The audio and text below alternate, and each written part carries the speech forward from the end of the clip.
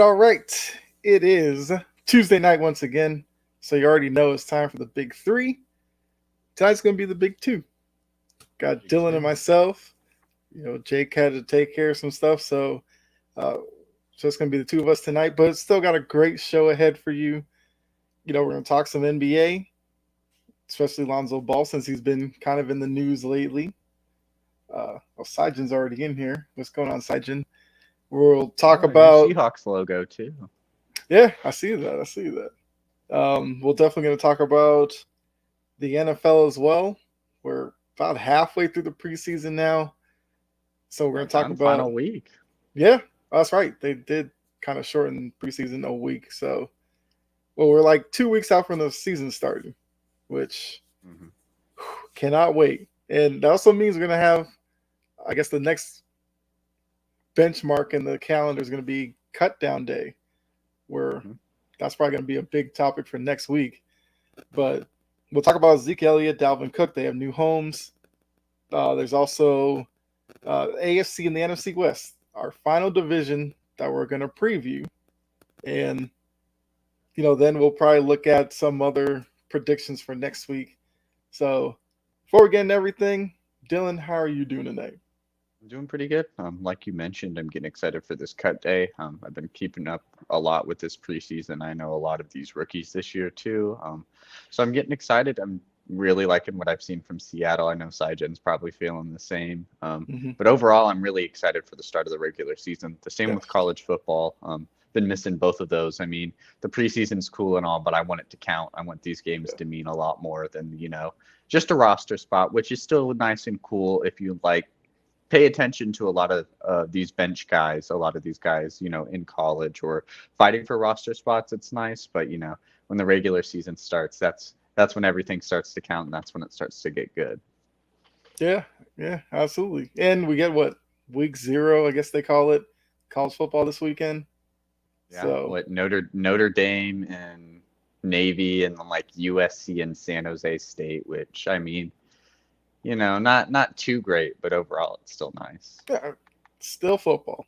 So I definitely will be see watching. Last year's Heisman winner playing. So I mean, I guess it's not so horrible. You're gonna get to probably see him throw 5 touchdowns and not play in the third quarter, but it's all right. Cool.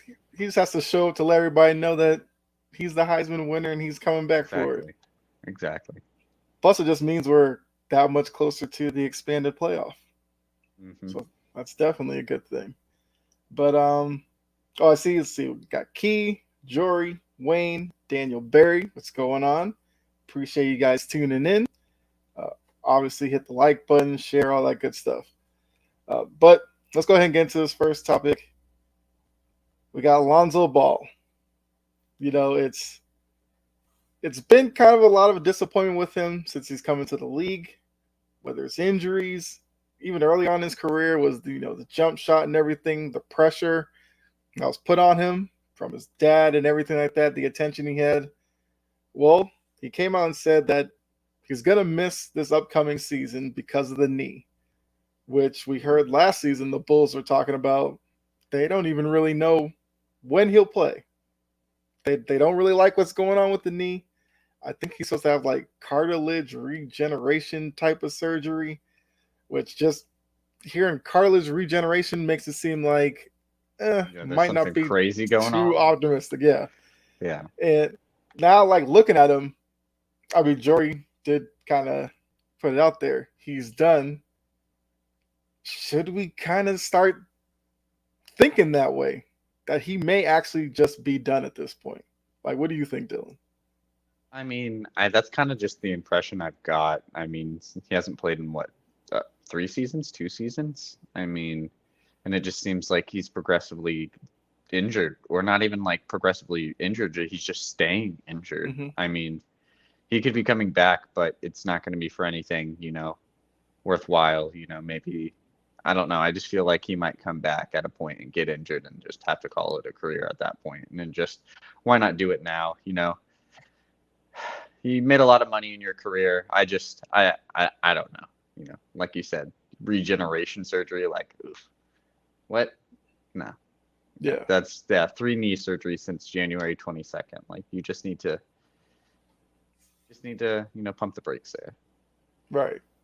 I mean, maybe that is the next announcement that comes from post surgery or something, because just because he has a surgery doesn't really mean much of anything. He's going to have to go through probably some extensive rehab. And it's going to be whether or not, Therapy.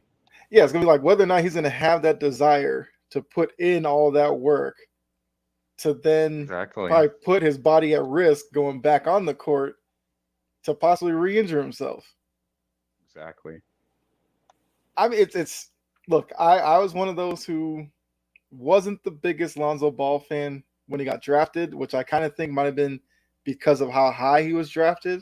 Mm-hmm. Not saying he couldn't have been an NBA player, but I didn't think he was worthy of that was the number 2 pick. That was the number 2 overall pick. Yeah, and I think because of that, a lot of the perception of him is kind of tied to that, especially when you look at, who else was in that draft. I was always a big De'Aaron Fox guy, which obviously hindsight now, De'Aaron Fox has had a much better career. Mm-hmm. But you definitely have to feel for Lonzo Ball because when he's on the court and he's healthy, you definitely see the role he can play. He's a very good on-ball, like lead guard defender. The 3-point shot was shaky in the beginning, but he fixed his form to the point where he was a pretty reliable 3-point shooter. Yeah. So it's unfortunately he's probably going to be one of those players where it's going to be what if. Mm-hmm. What if he never got hurt? Or what if he got drafted somewhere else? I don't know. But it's definitely sad, the whole Stephen A stuff kind of being thrown into it, and the video he put out of him getting that up out of the chair. That's cute and everything, but let's see where he is a few months from now. Like, is he still kind of in the public eye, or does he kind of just drift away? Jory said she wanted De'Aaron to the Lakers, not Lonzo that year. I mean, that's what I thought the Lakers were going to take, but... I mean, when LeVar started talking about Lonzo there, I knew it was going to happen. And I was like, this is storybook. This is Hollywood wrote. It's going to happen. Right.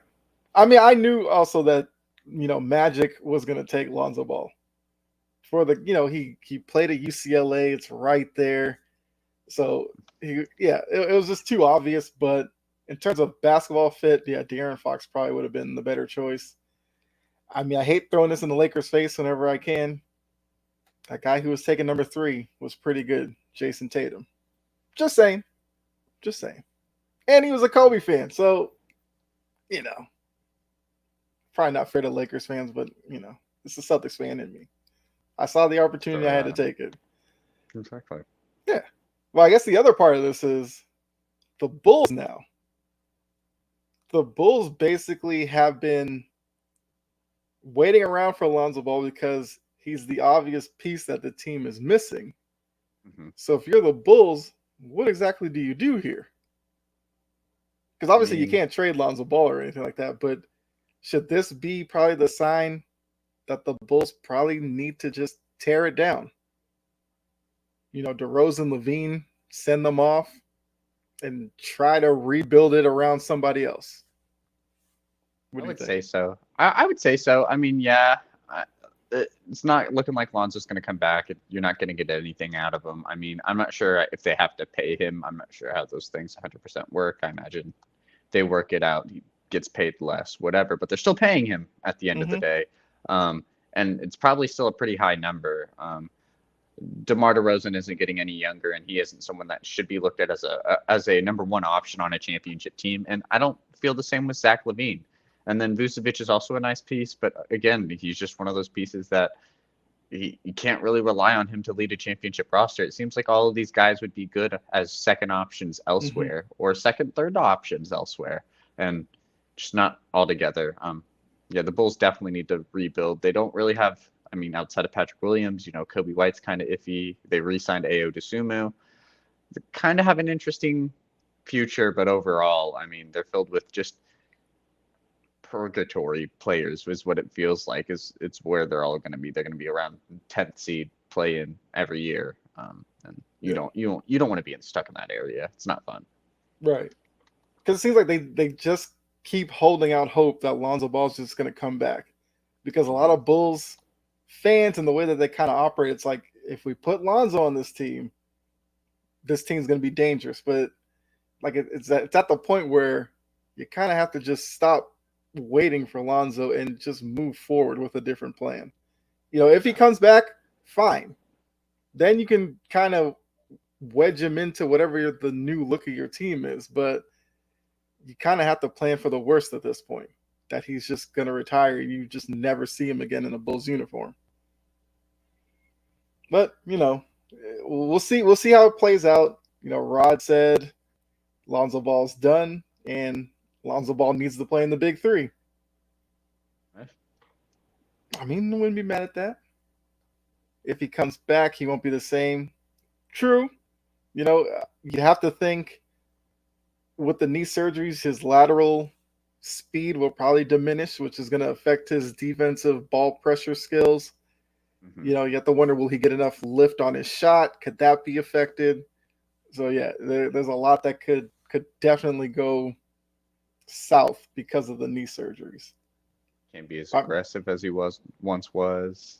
Yeah, exactly. In any capacity. I mean, 3 knee surgeries since January 2022. Like, that is a lot. That's tough to go through. Got Cottrell checking in. What's going on, Cottrell? All right, so let's go to the next story. So, Christmas Day, the NBA, they put up the schedule. I feel like with a lot of NBA fans, Christmas Day is kind of like when they, assume it's like opening day for NBA. Because, the time before that, teams are still kind of getting out of the preseason mode. They're trying to figure out some things. But by Christmas Day is like, these teams need to get going and kind of figure it out. So they released their schedule. We got Bucks Knicks as the first game of the day. Then Warriors Nuggets. Then first time in 15 years, you get Celtics Lakers. Sixers Heat. So I guess reunited of Jimmy Butler. And you end your night with Luka versus KD with the Mavericks and the Suns. So looking at the lineup here, how would you rate the games 1 through 5? What order would you put them in? So rank them that way. Cool. Yeah. So best matchup to the worst matchup. So to start at 1, I think the best matchup would, I do really like that Mavericks Suns matchup. They already have some history. They at least when it comes to Devin Booker and Luka, they're not really too big fans of each other. You got Kyrie going back to face Kevin Durant, which is going to be interesting. Sure. It's going to be a new rebuilt Suns team, not so much on the Mavericks end, but it's going to be mainly the history part. I think that's why they put it on as that main part. I mean, KD, Kyrie, prime time. Everyone is going to want to see that. I agree with Cottrell. I think Bucks Knicks would probably be kind of at that bottom of the list. Both teams are good, but there's not really anything to go from there. It's not like really any of them have beef. It's not like Mario Hezonja is still there, when he dunked over Giannis and all of that stuff happened. So I feel like it's just going to be a good game. So that would be one on the bottom of my list. And then if we had to go 2 through 3, man, as much as I do like the Celtics and the Lakers matchup, I'm going to put that one at 4th. When it comes to like at the bottom, both teams are really good. Again, it's a new built Lakers team. And it's a new breed Celtics team. There's not kind of that old school rivalry there. I imagine it's going to be very respectful. I imagine both teams are going to play pretty hard. It's going to be a pretty good game. I think number 2, I would have to go the 76ers and, the Heat. Jimmy Butler going not back to Philadelphia, but, the history he has there. I imagine it's going to be respectful, but it's probably going to be a good rugged game. Both teams play pretty hard. And it's close. At number 3, though, I have the Warriors Nuggets. You can probably interchange that 76ers game and that Warriors game. Both of them are really good. I imagine just the offensive scoring in that game is going to be absolutely wild. The playmaking is going to be crazy. It's going to be on Christmas, so everyone's going to be showing out. It just seems like that's just the Warriors thing on those big moments. They like to, showboat, brag. That's the thing. And on Christmas Day, I can imagine see Steph Curry, hitting a 3 and doing some sort of Christmas celebration towards the crowd. It'd be crazy. It'd be fun. Yeah. I mean, it's definitely an interesting lineup. I know Control put on there. He was hoping maybe his Cavs might get some love on Christmas. I mean, I wouldn't be mad if the Cavs are on here. They're definitely an up and coming team in the East. Uh, I mean, I was kind of thinking this with Control as well. He said he would have loved Warriors Suns matchup. CP3 versus his old team, KD versus his old team. Yeah, that'd have been nice. I would That, have been that. yeah, I'd I have could favored that. watch that. But I mean, look at the matches they have. Giannis at Madison Square Garden. We know that's going to be a show. It'd be fun. Knicks fans going to show out to see Giannis, and Giannis is probably going to put up some big numbers that day. Also, Jalen Brunson, his second year in New York. We'll see what he looks like. Warriors, Nuggets, it's defending champs versus Steph, Clay, Draymond. So a lot of names. I mean, Jamal Murray, don't want to forget about him. So a lot of big names in that matchup. We'll see Chris Paul's role at that point. Is he still a bench guy? Has he worked his way somehow into the starting lineup? Who knows? We'll see what Steve Kerr's got up his sleeve there. I mean, Celtics Lakers, yeah, because of the history and the fact that it's the first time in 15 years that these two have played on Christmas Day. That's going to add a little bit to it. And then look at the matches from last year. They had I think both games went into overtime between the two teams. So that's going to be interesting. Like I said, both teams have made some changes to the roster. Sixers, Heat. I think Kachal said in the chat, like, if at that point Joel Embiid is just completely done with Philly, that game could turn ugly. And with the James Harden element of it, where James Harden's kind of being forced to stay there right now. Like, it could be an ugly scene for Philly. It's probably a good thing it's down in Miami and not in Philly, because that could turn into an ugly, ugly scene in Philadelphia. So that's probably the worst matchup, only because there's so many issues with Philly right now that by the time we get to this game, Philly could be bottomed out for all we know.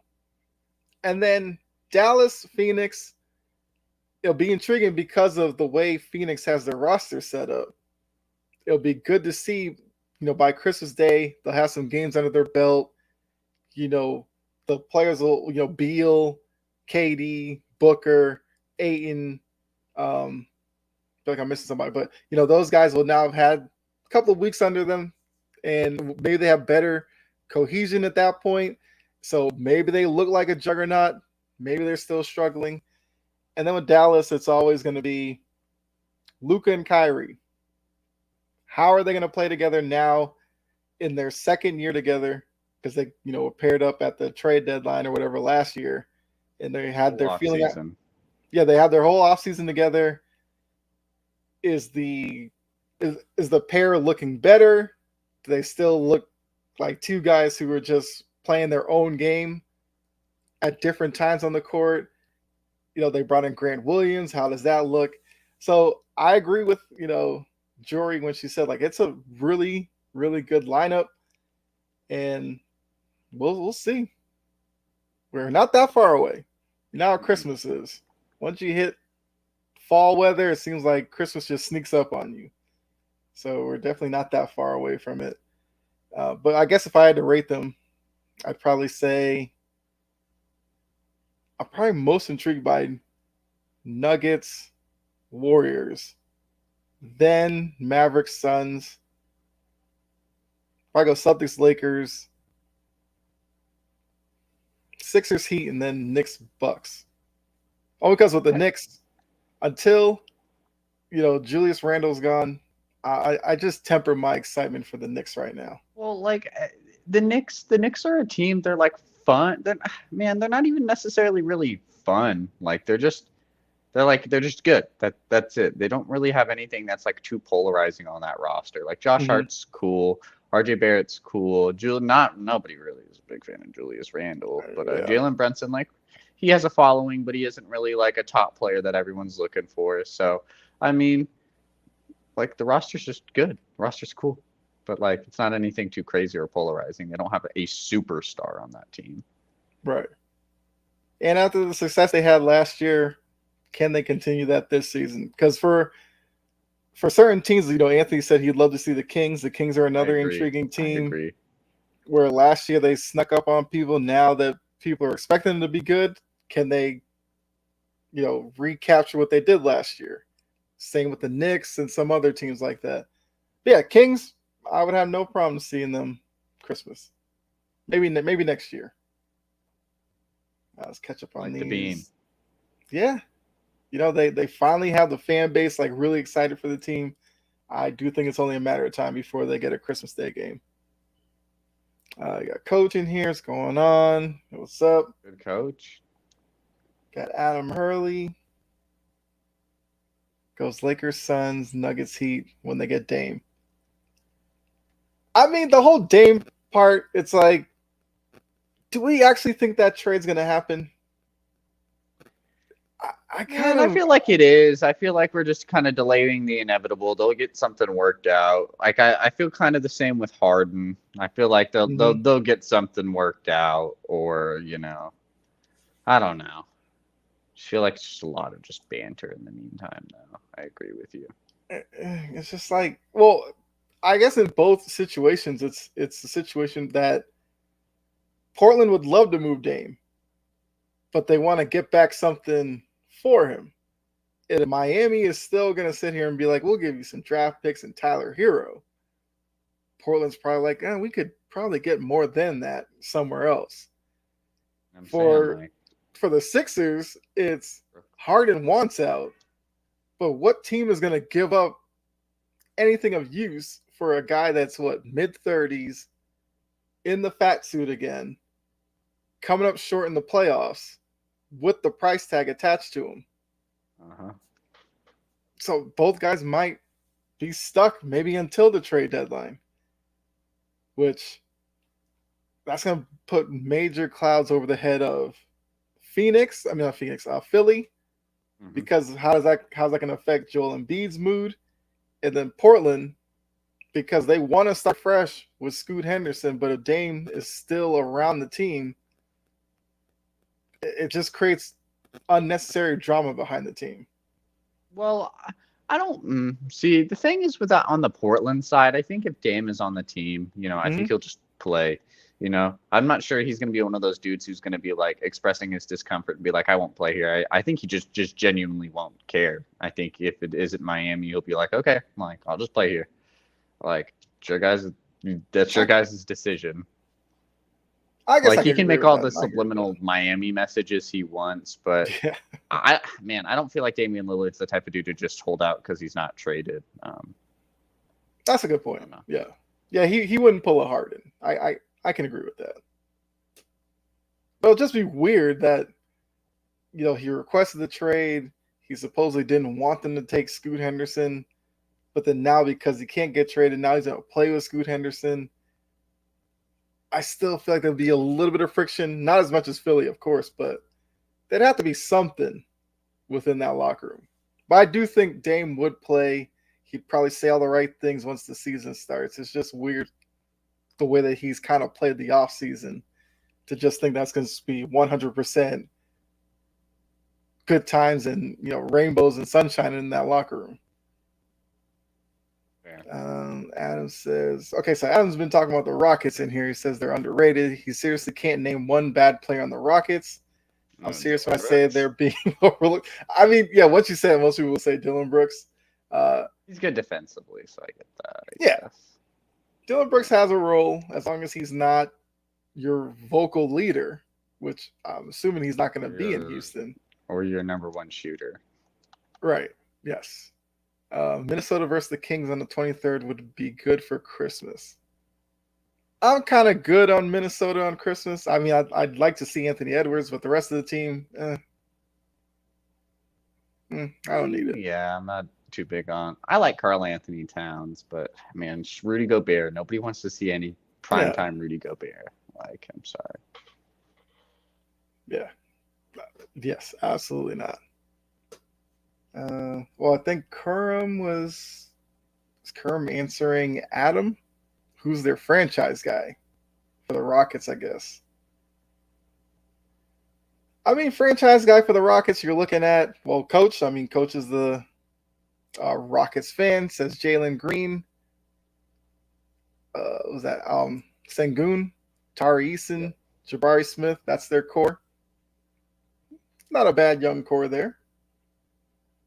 I mean, what Houston's doing is kind of the smart thing. With your young core, surround them with good veterans. Look, I love the Jeff Green edition. I am the biggest fan of Jeff Green, not necessarily for just on the court, but the fact that he went through the open heart thing and he's crafted out a really good career after that. Like, that's something that in that Houston locker room can work wonders because they're going to look at that guy. You know, Jeff Green's going to be an extension of Ime Udoka. And I just think he's going to be a really great leader for that Houston team. Yeah, coach also adds Amon Thompson, Cam Whitmore. Yes, a lot of young talent there, but in addition, like I said, Jeff Green will definitely work there. But Van Vliet, we can't forget that. That's a big signing there too. Jacques Londale. Yeah. So Houston will be a fun team to watch. I'll say that. Oh yeah. And definitely a sneaky playing team. As coach says, hit the nail right in the head. Having Jeff Green, not far as being on the court, but being that veteran that, yep. And he's got a title to back it up, too. Okay. Let's go. All right, so we're going to switch to NFL. We got to talk about Trey Lance. Seems like with the preseason going on, and this kind of seemed like a pivotal preseason for Trey Lance, he hasn't taken those starting job away from Brock Purdy. And for the fact that San Francisco traded up for him in a draft class that had, Jalen Hurts, Justin Fields, who I thought was going to be the San Francisco pick, and looking at his progression with Chicago, it's probably kind of unfairly put pressure on Trey Lance for a guy who didn't throw a lot in college and just needs more time to develop. But unfortunately, San Francisco's kind of in a win now mode. So looking at the San Francisco job, I guess the first question would be, do you think Brock Purdy is going to be the starting quarterback opening day in the NFL? Oh, yeah. I think they've announced it or something along those lines, I thought. But yeah, the way management, the way everyone's been talking, yeah. I mean, he won him, played 8 straight games, won him 8 straight games, and he took him to the playoffs. Yeah, I mean, he's obviously earned the locker room's faith and trust. It seems like he's doing really good from his elbow injury. I'm recovering really fine. Seems like he's been killing it in training camp. I mean, Trey Lance is still unproven, even though, yesterday on Cheap Seats, we were like, why wouldn't you play Trey Lance, if you traded all that capital away, or at least at the backup spot? But Darnold struggled. Lance is still unproven. At least Purdy has shown that he can win in your guys' offense. You have confidence behind him. So does the locker room. So, yeah, it's Purdy. All right. So then follow-up will be, what does San Francisco do with Trey Lance? Do you keep him around as a backup, which doesn't really help his development? Or do you try to find a trade partner to maybe get a draft pick or something out of it? Like, what would you do with him? I mean, you keep him as your backup for sure. You look for a trade partner, but you don't sell him for whatever you can get him for. I mean, at the end of the day, he's still going to be valuable to your offense. I guess we don't really know why he isn't playing over Purdy. I mean, obviously, San Francisco probably thinks Purdy's better in this situation. Spending what it was like 2 first-round picks to move up to get him is, a lot of draft capital. So you'd hope to accrue something like that or back, but you haven't played Trey Lance, so you're probably gonna ship him off for a 3rd, 4th-round pick. It sucks. I mean, it sucks for Trey Lance. Sucks for San Francisco, but it's on them. But yeah, you could try to move him, but who's gonna want to pay that price for a quarterback who's been injured? The couple of years he's been in the league and still has little to no passes. No one's gonna want to spend really any super high pick on something like that. A team isn't going to try to trade for him in a backup QB situation like an emergency. He's unproven. They'll go for Jacoby Brissett first. Right. Yeah. And I think that's kind of the tough situation San Francisco's been put in. Because obviously you take Brock Purdy as Mr. Irrelevant, you weren't expecting him to have the run he did last year. Mm-hmm. But also coming into this year, it seemed like the quarterback competition was actually open for Trey Lance to reemerge as the guy. But Purdy is still also a young quarterback, so he needs reps as well. It's just that Trey Lance needs them even more.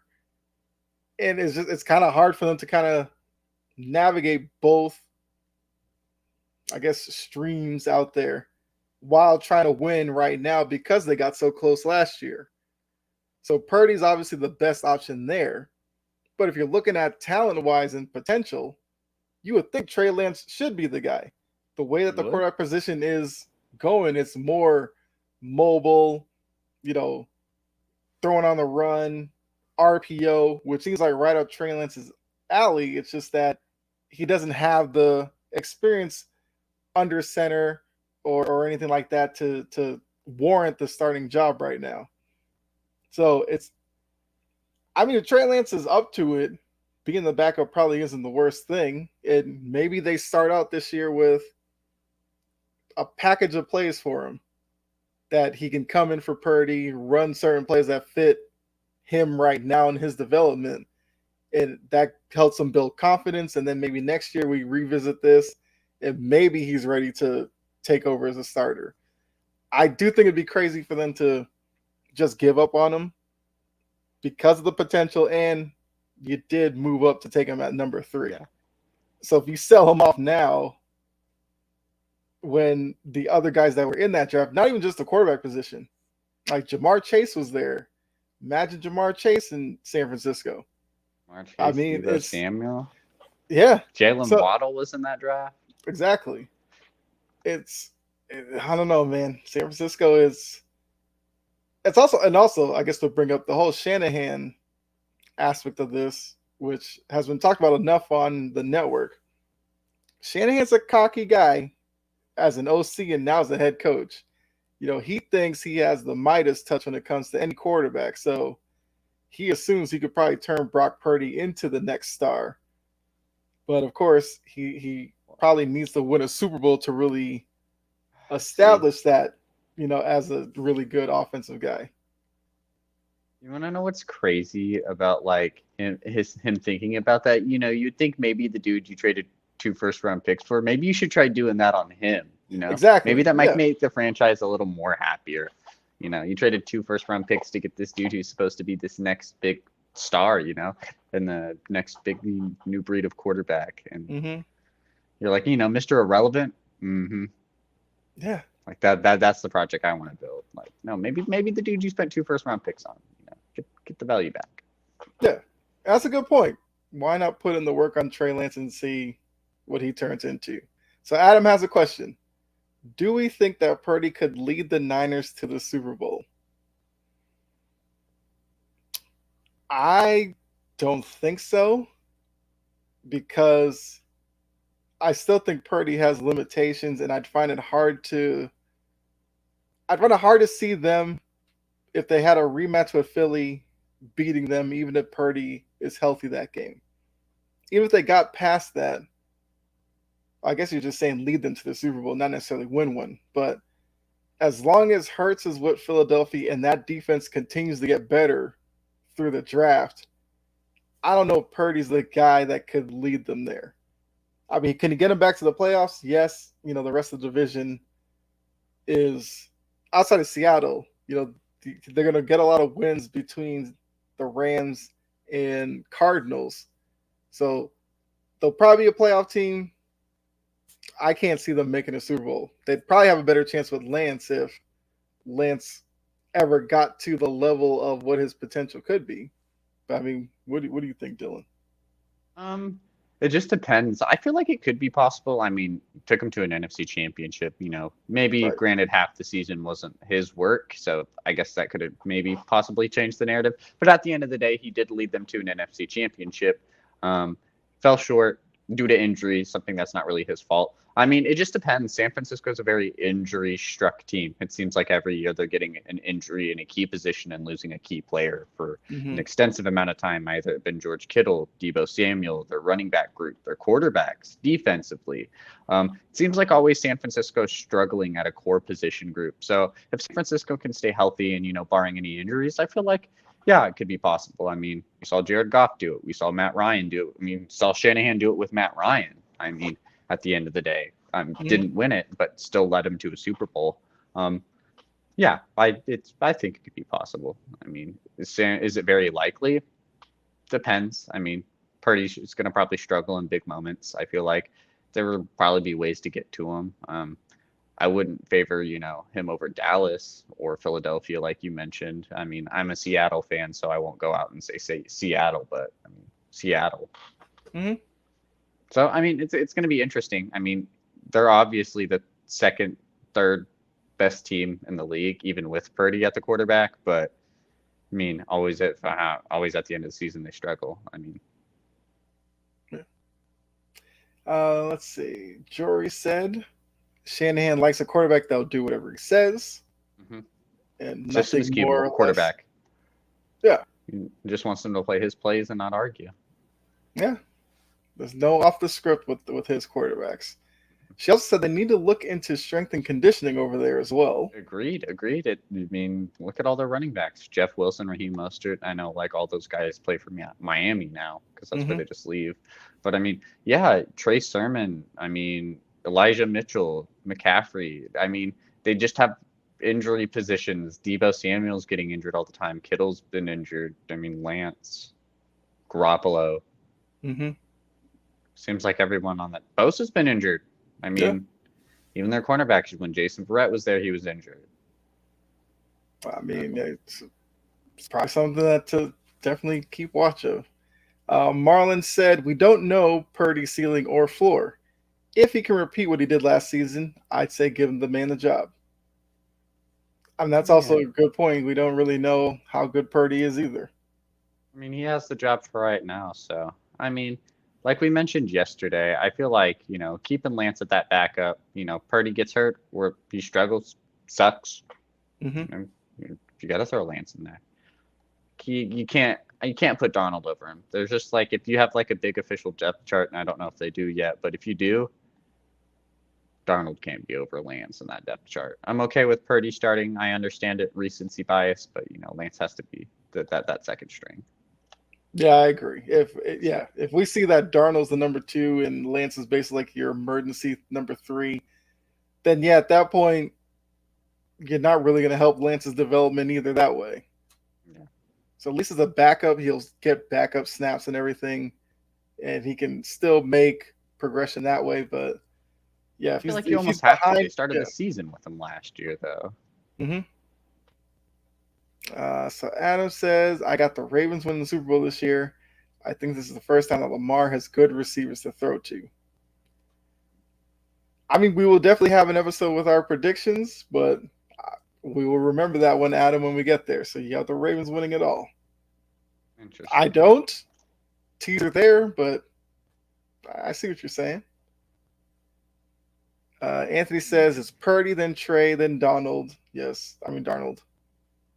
Marlon says, with Darnold, man, like I said to my 49ers brothers in the chat, I'm still scratching my head. Yeah. Well, didn't Darnold have a decent kind of close to the season with the Panthers last year? Oh, yeah. They threw him back in the roster, and he actually played really well. That's why. That's probably what saved his I thought status. Carolina was going to re-sign him after that, to be honest. I thought Carolina was going to re-sign him. And then they traded for number 1, which was smart. Yeah, you definitely would take Bryce Young over Darnold, but we'll see. We'll see if Darnold's maybe Darnold's a surprise cut. I don't know. We never know. There's always one of those. There's always a bunch of names that get cut during the trimming of the roster and all that. Darnold could be that guy. That could give Trey Lance a boost in confidence as well. It'd be a very surprise cut if they did that, but I could see it. I don't think it will happen though. I don't Darnold either. will be on that team. I think what is it? Who's their GM there? I always forget his name. Is it Lynch? Lynch, yeah, it's Jerry. Well, yeah, Jerry Lynch. He was making so many off-season comments about Sam Darnold, like how he plays as a quarterback.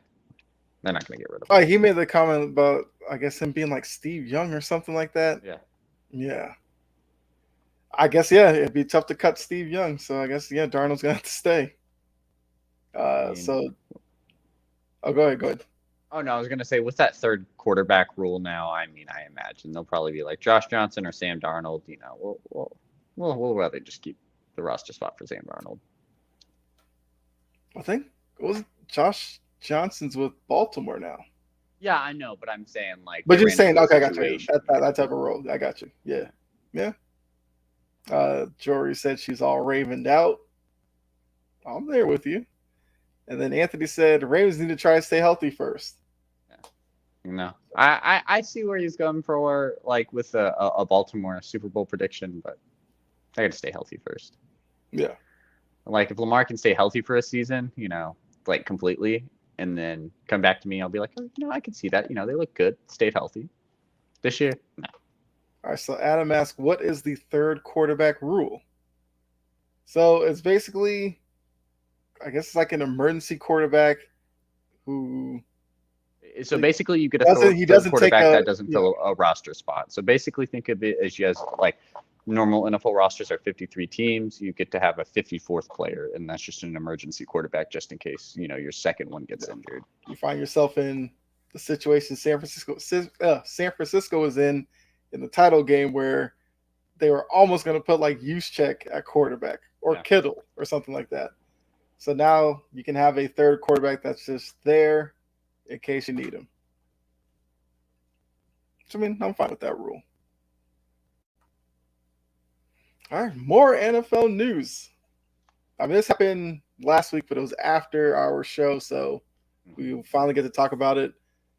The Zeke Elliott, Dalvin Cook sweepstakes ended. Zeke Elliott ended up in New England.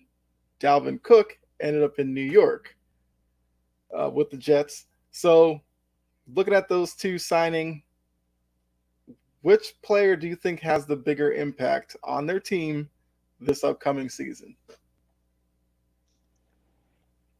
So that's interesting. I'm gonna probably say it's gonna be Dalvin Cook. That's just because I think he's been the better player more recently. I feel like he's gonna have a more carved out role.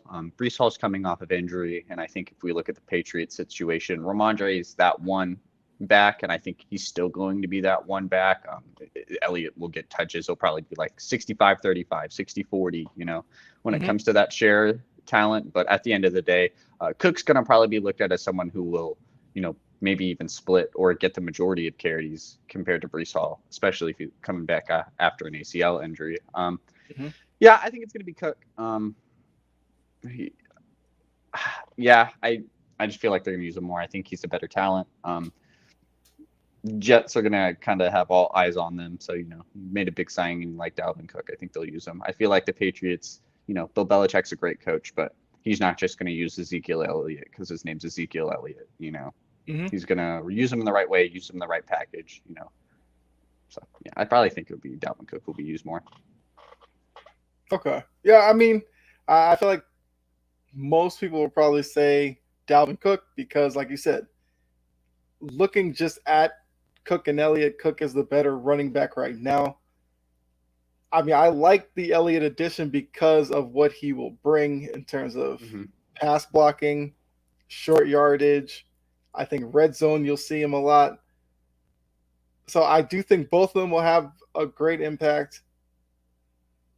I guess the only thing will be the Jets offense. I don't know. Will Aaron Rodgers try to do too much within that offense and kind of diminish Dalvin Cook's role, which I think would be crazy, the fact that you signed him to do something like that. But I don't know. I do think it would be closer than maybe people think. I probably would lean Zeke. Maybe that's the Patriot fan in me. But I do think Zeke's kind of in a situation Breece Hall's still really young, and he was still really good. Ramondre, as he's good, but he's still, I don't want to say unproven, but he's still kind of unproven in a way. He's not looked at as someone that's going to be like, a lead back. He's not looked at as a top running back. He's looked at as someone who's still trying to find his ground, becoming that lead back. And Ezekiel Elliott just plays really well. I'm not saying he could potentially take over that spot and just get a majority of the carries and start being that lead back, but I do feel like he has a lot more potential. I feel like with Cook, it does kind of feel like, hey, this is kind of like a rental to hopefully make the playoffs. We need more production, more superstars, more talent. So at least with the Patriots, it feels like, hey, like we're going to try to like use you here to see if like, you could fit something long term.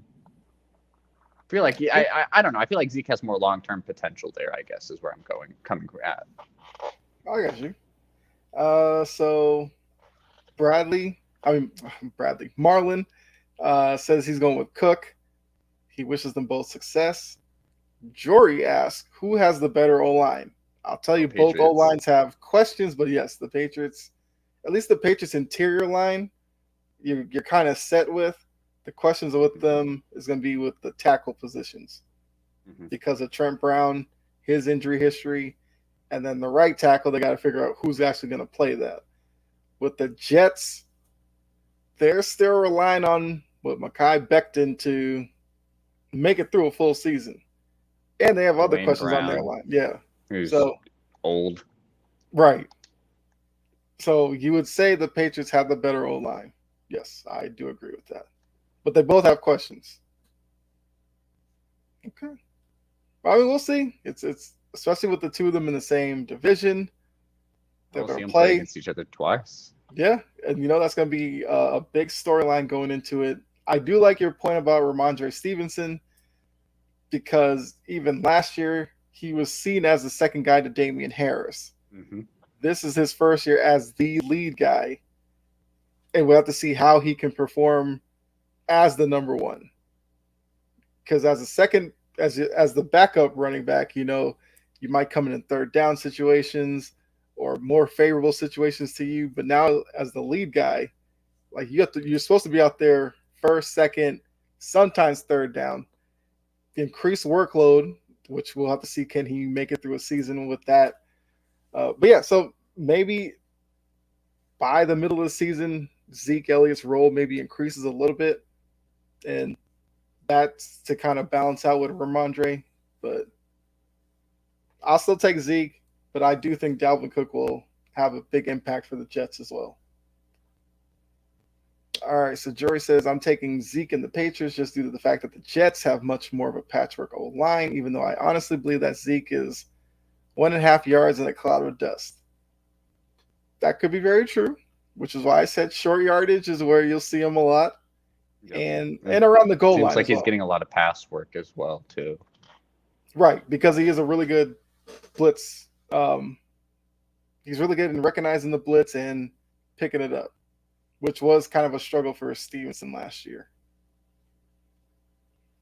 All right, let's keep it rolling. All right, so now we have our predictions, our final two divisions. We are out west in the AFC and the NFC.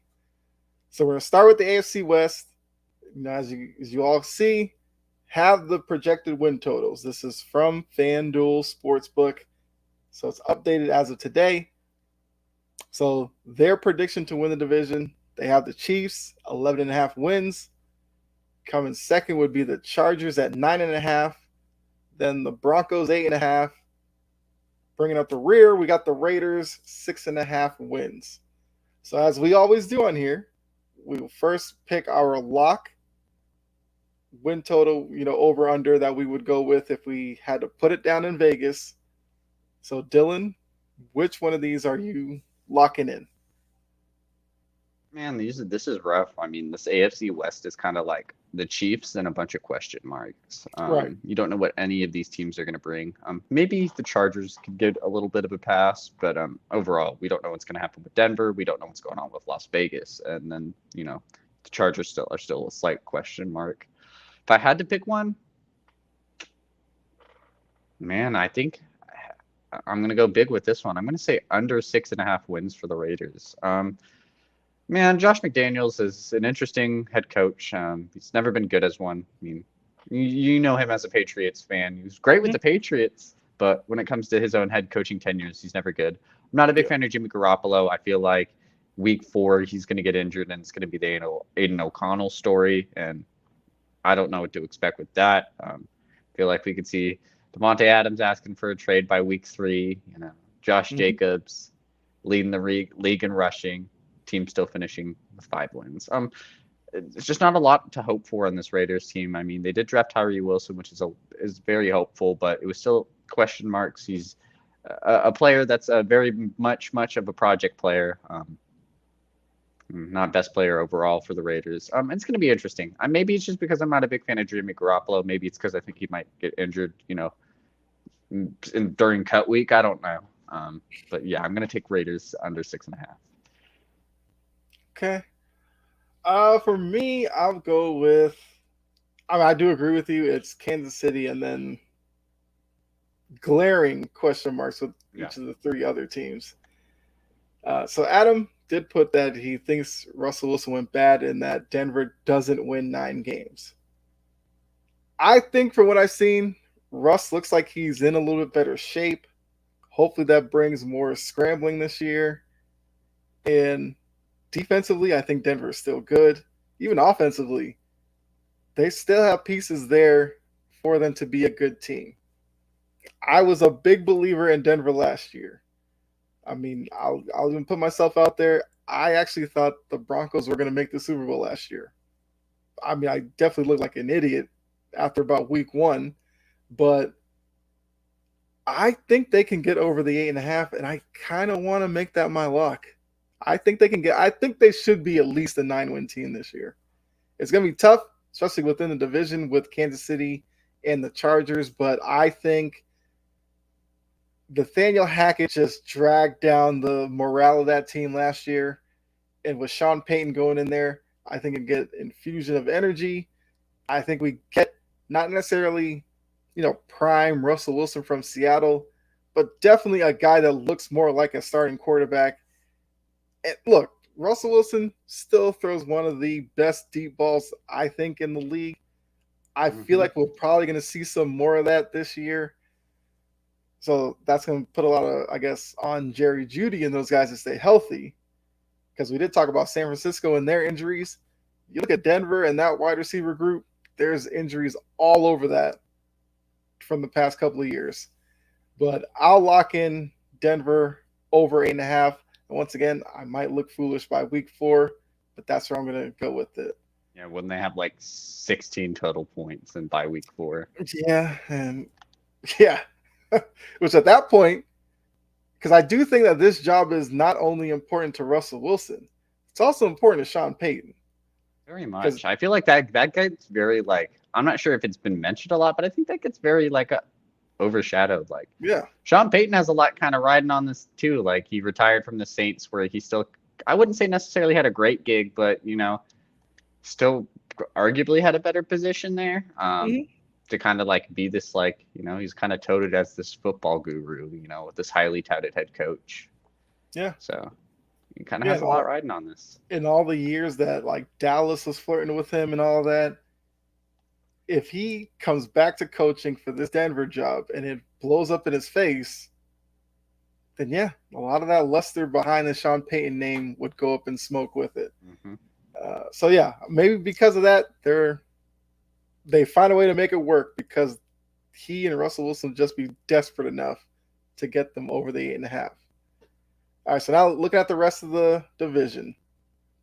I guess we'll start with Kansas City. The 11.5 is always a tough number for me because picking a team to win 12 games in a very tough NFL is definitely tough to do. But looking at this Kansas City team, how do you think they end up doing? Do you think they go over or under? It's interesting with Kansas City because anytime you doubt them, they just kind of prove us all wrong. And they're just actually, we're still good, Anytime we think they have scrub of players or they have a weak position group, they're just actually, we're just going to make these players good. And that's just what Kansas City's been doing. Their biggest question marks are probably at that receiving core, being one of their main question marks. Darius Toney looks like he's still struggling with some injuries. Sky Moore is unproven. You've got a rookie in Rashee Rice. A lot of question marks there other than Travis Kelce. And then when you look at the running back core, I'm pretty sure Pacheco's still a little bit injured. Clyde Edwards-Helaire is an interesting piece, might make things work, but you never know. Kansas City's still going to be really good. I still think they can beat the Raiders, no problem. I still think they can beat probably the Chargers, no problem. I'm not sure how that, will necessarily go for them. And I feel like they necessarily have an easier schedule. I'm trying to think. They opened the season against the Lions. I'm not sure if you would call that a winnable game, but I would favor them. They have to play the Bears, the Vikings. They do have tough games against like the Eagles and the Bills this year. But other than that, and the Bengals, I do believe they play the Bengals. But other than that, outside of their conference games, fairly winnable. I think Kansas City could hit 12 wins. 11 wins would be really close as well, too. But I'll take the over. I think Kansas City's going to be the best team in the AFC again. Kind of prove everybody wrong like they normally do. So 12 wins should be good for them. Yeah, I do agree with you. I think because I do see them as 11, 12 win team. I'll take the over because, as long as you got Patrick Mahomes and Travis Kelce, it just seems like it's hard to really bet against them. But I do think the division, especially with Denver, is going to be improved. I think Denver and the Chargers, maybe they end up splitting with Kansas City. Don't know. They're both talented enough to do that. The Raiders, look, I'm sure they'll probably sweep the Raiders, and both those games might get ugly.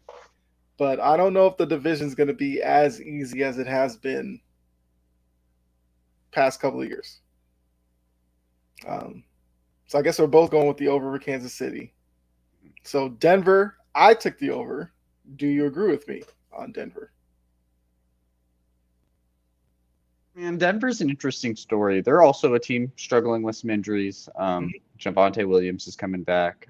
Signed Samaje Perine, which OU guy I really like. And then definitely they have some interesting injuries at that receiving core. They cut KJ Hamler. Tim Patrick is out for the season as well, too. Jerry Jeudy and Courtland Sutton, who's also, both guys have struggled with injuries, mainly Courtland Sutton. But also going to be some question marks there. It's going to be very interesting to see what Sean Payton's done with this team. I'm going to take the over. I do, maybe it might be the old Seahawks fan in me. I do like what Russell Wilson could do with, a healthy Javonte Williams, Courtland Sutton, Jerry Jeudy. I think they're going to complement him very well. Still have a really good defense. I think Pat Surtain's one of the best cornerbacks in the league. Still have Justin Simmons, who's still a really good safety. Yeah, I think I'll take the over. Maybe they might just hit 9, but yeah. I think they'll get that over. Okay. Now I think maybe the toughest one in the division, the Chargers at 9.5, because with the Chargers, it's like Brandon Staley, like he should be coaching for his job. I was about to say definitely, but we don't know with the Chargers what their front office will do. Because to a lot of people, they thought Staley probably should have lost the job after the playoff collapse that they had against the Jaguars, but he survived that. You have, Justin Herbert, who is one of these young quarterbacks that, I think a lot of analysts fall in love with. They are ready to put him up into that next tier. It's just that we need him to start winning playoff games at this point. You have a receiving core that, look, I'm the biggest Keenan Allen fan, but he's not the youngest guy anymore. And you just wonder how many games can you get out of him. You have Mike Williams, who it seems like every time it seems like he's starting to play well, he's getting injured. You're bringing in Quentin Johnston, who I'm intrigued by because I do think we could see some interesting connections between he and Herbert. There's definitely big playability with those two. And then you have Eckler, who, with the whole running back controversy that's going on. Eckler is kind of one of the reasons why the running back position is where it is, because he's a late round guy who's been very effective. And that's kind of why a lot of these teams don't invest a lot of capital in terms of money into the position. And then you look at their defense, like they have very talented guys over there. Got to see J.C. Jackson. Can he have a bounce back season? He struggled last year. And there's just a lot circling around this team. So it could either completely fall apart this year and they're like a 7-win team, or maybe they finally put it all together and they're like an 11-win team. I don't know.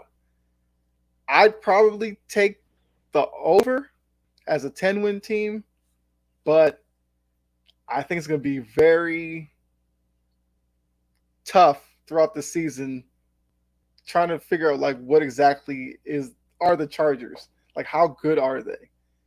So I'll take the over. I'm very hesitant by saying that, but what do you think about the Chargers? Man, I'm kind of in the same boat with you. It's really hard to figure out, what the Chargers are. I feel like I don't want to say they're one of the older teams, but I would say they're one of the older teams when you think of people like, Mike Williams has been in the league for a little bit. Keenan Allen's been in the league for a little bit. I mean, I wouldn't say Eckler has, but he's been in the league. Khalil Mack's on that roster. He's been in the league for a while. I mean, Derwin James, man, it feels like he's even been in the league for a little bit now. Yeah. So the Chargers are interesting. Injuries have been their big thing as well. I mean, kind of in the same boat as a lot of different teams, but it just seems like their core positions can never just stay healthy. Mainly that wide receiver cornerback. It just seems like both sides of that ball can't stay healthy, which sucks because, I mean, at least on the wide receiver end, Justin Herbert's a very good passing quarterback, tall, 6'6", big size quarterback. So not having your number 1 or 2 receiver or, mixtures of them in different spurts isn't really helpful. I'm not super high on Brandon Staley, and that's maybe why I'm going to pick the Chargers under.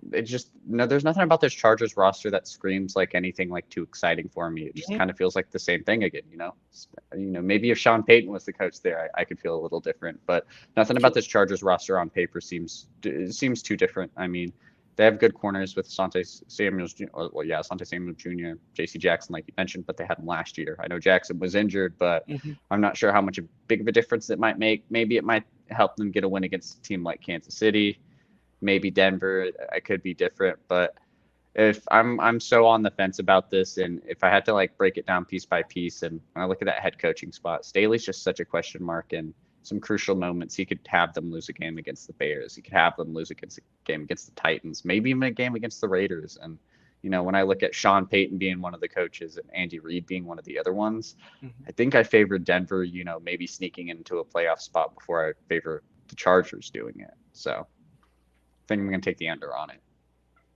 Okay. Yeah, the Chargers are an interesting case study. I mean, they did bring in Kellen Moore, and I do think there's a lot of pressure on Kellen Moore just by association with the Chargers. He's looked at as the guy who's supposed to make this offense just take off. And if it doesn't, then it's going to backfire on him as well. He's also a guy that I think could be the next coach in line if this is ultimately Staley's final year.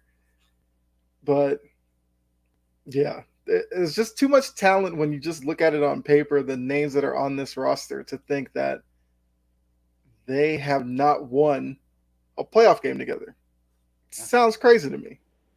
So there's definitely going to be a lot of pressure on the Chargers this year. All right, so now we have the Raiders. You use them as your lock for under 6.5. I'm going to agree with you. I just don't see how the Raiders get to 6 wins, if that.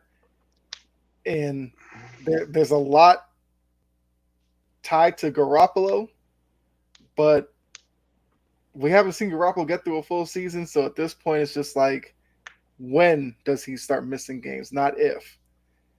The whole Josh Jacobs situation is crazy to me, because a guy as talented as he is, with the state of this Raiders team, he's somebody that they should be rolling out the red carpet for, but they're not. So, that's just Raiders football to me. I always make the joke that a guy with the Mark Davis haircut, I can't trust you to run my franchise, and he keeps showing me why I don't trust him. It's like microwave leftovers. I, how has nobody around him told him try something new, just anything? He's probably like, I make more money than you. Don't tell me what to do. That's probably just how the conversation goes. But I mean, at some point, Price, in his sleep, somebody just shave it all off. I don't know. Do something. Maybe got that like haircut. Like maybe like you got that haircut before you hit like some big deal, and you just thought it was like good luck. And he's like, I'm gonna keep this forever. Well, based on how the Raiders are going now, the luck's run out. He's got to switch it up. Yeah. He's got to try something new. But I guess you should celebrate him for as goofy as the haircut looks, he's comfortable in his skin. We'll leave it with that. But there's no Darren Waller. They have Devontae Adams, but Garoppolo's strength isn't necessarily pushing the ball downfield. Does Adams become disgruntled and force his way out? It feels really weird thinking that Devontae Adams had someone like Aaron Rodgers and even like a good deep ball thrower like Derek Carr. Like maybe Derek Carr didn't seem as weird as a quarterback option for him, especially since they played together in college. But it's like, I think Devontae Adams is going to be happy with Jimmy Garoppolo throwing to him. Yeah. Man, I'm not sure if that's something he'll want. I mean, I'm not sure how he'll get traded, but I'm not sure that's something he wants either. I mean, his saving grace could be Aiden O'Connell. I've heard some people who are high on him. I don't know a lot about him, but I do know we're going to see him this season because Garoppolo's not playing all 17. Man, I think Garoppolo, I feel like he does this like on purpose. He's just like building like secret like quarterbacks. He's like, he gave Purdy the chance, He's just like setting up these quarterbacks who aren't like first round picks for success. I think Aiden O'Connell's just next up. Yeah, maybe. Look at him. We set it up for Purdy. Maybe the Raiders. Maybe I should have changed my mind. Maybe the Raiders are gonna get like 8 wins with O'Connell. He was probably gonna be their best bet to get there, but yeah, I'll still take the under. No, I'm taking the under as well. It's crazy to think a team with like arguably one of the best running backs and Josh Jacobs and like whatever you might say about Devontae Adams. A couple of years ago, we were talking about him as being one of the best receivers. I mean, some people still might even call him the best receiver. It's crazy to think of a team with one of the best receivers and one of the best running backs in the league not getting more than 7 wins. Mm-hmm. We'll see. We will see. It's been a rough couple of seasons for the Raiders, and I think it continues this year. But now, go to your division, the NFC West. Yeah. With your Seahawks. I mean, Marlon's in here. Sijin was in here earlier, so they're also Seahawks fans. So now looking at this division, once again, from FanDuel Sportsbook, we have the Niners at 10.5 wins. Then the Seahawks, 8.5 wins. The Rams at 6.5. And everybody's favorite punchline, the Cardinals, 4.5 wins. So once again, which one would be your lock, Dylan? Oh, man. As much as I would love to say over on the Seahawks, because I feel like honestly that is like one of the easiest picks on the board would be over on the Seahawks. I'm gonna say the Rams under. I don't know what's going on there. I don't know. Yeah, that's just basically what's going on. With the Cardinals, I feel like Kyler Murray could come in, sneak up some wins, and if they got 4 or 5 wins, I wouldn't be totally blown out of the water. I also think just saying Cardinals under would be a very easy pick.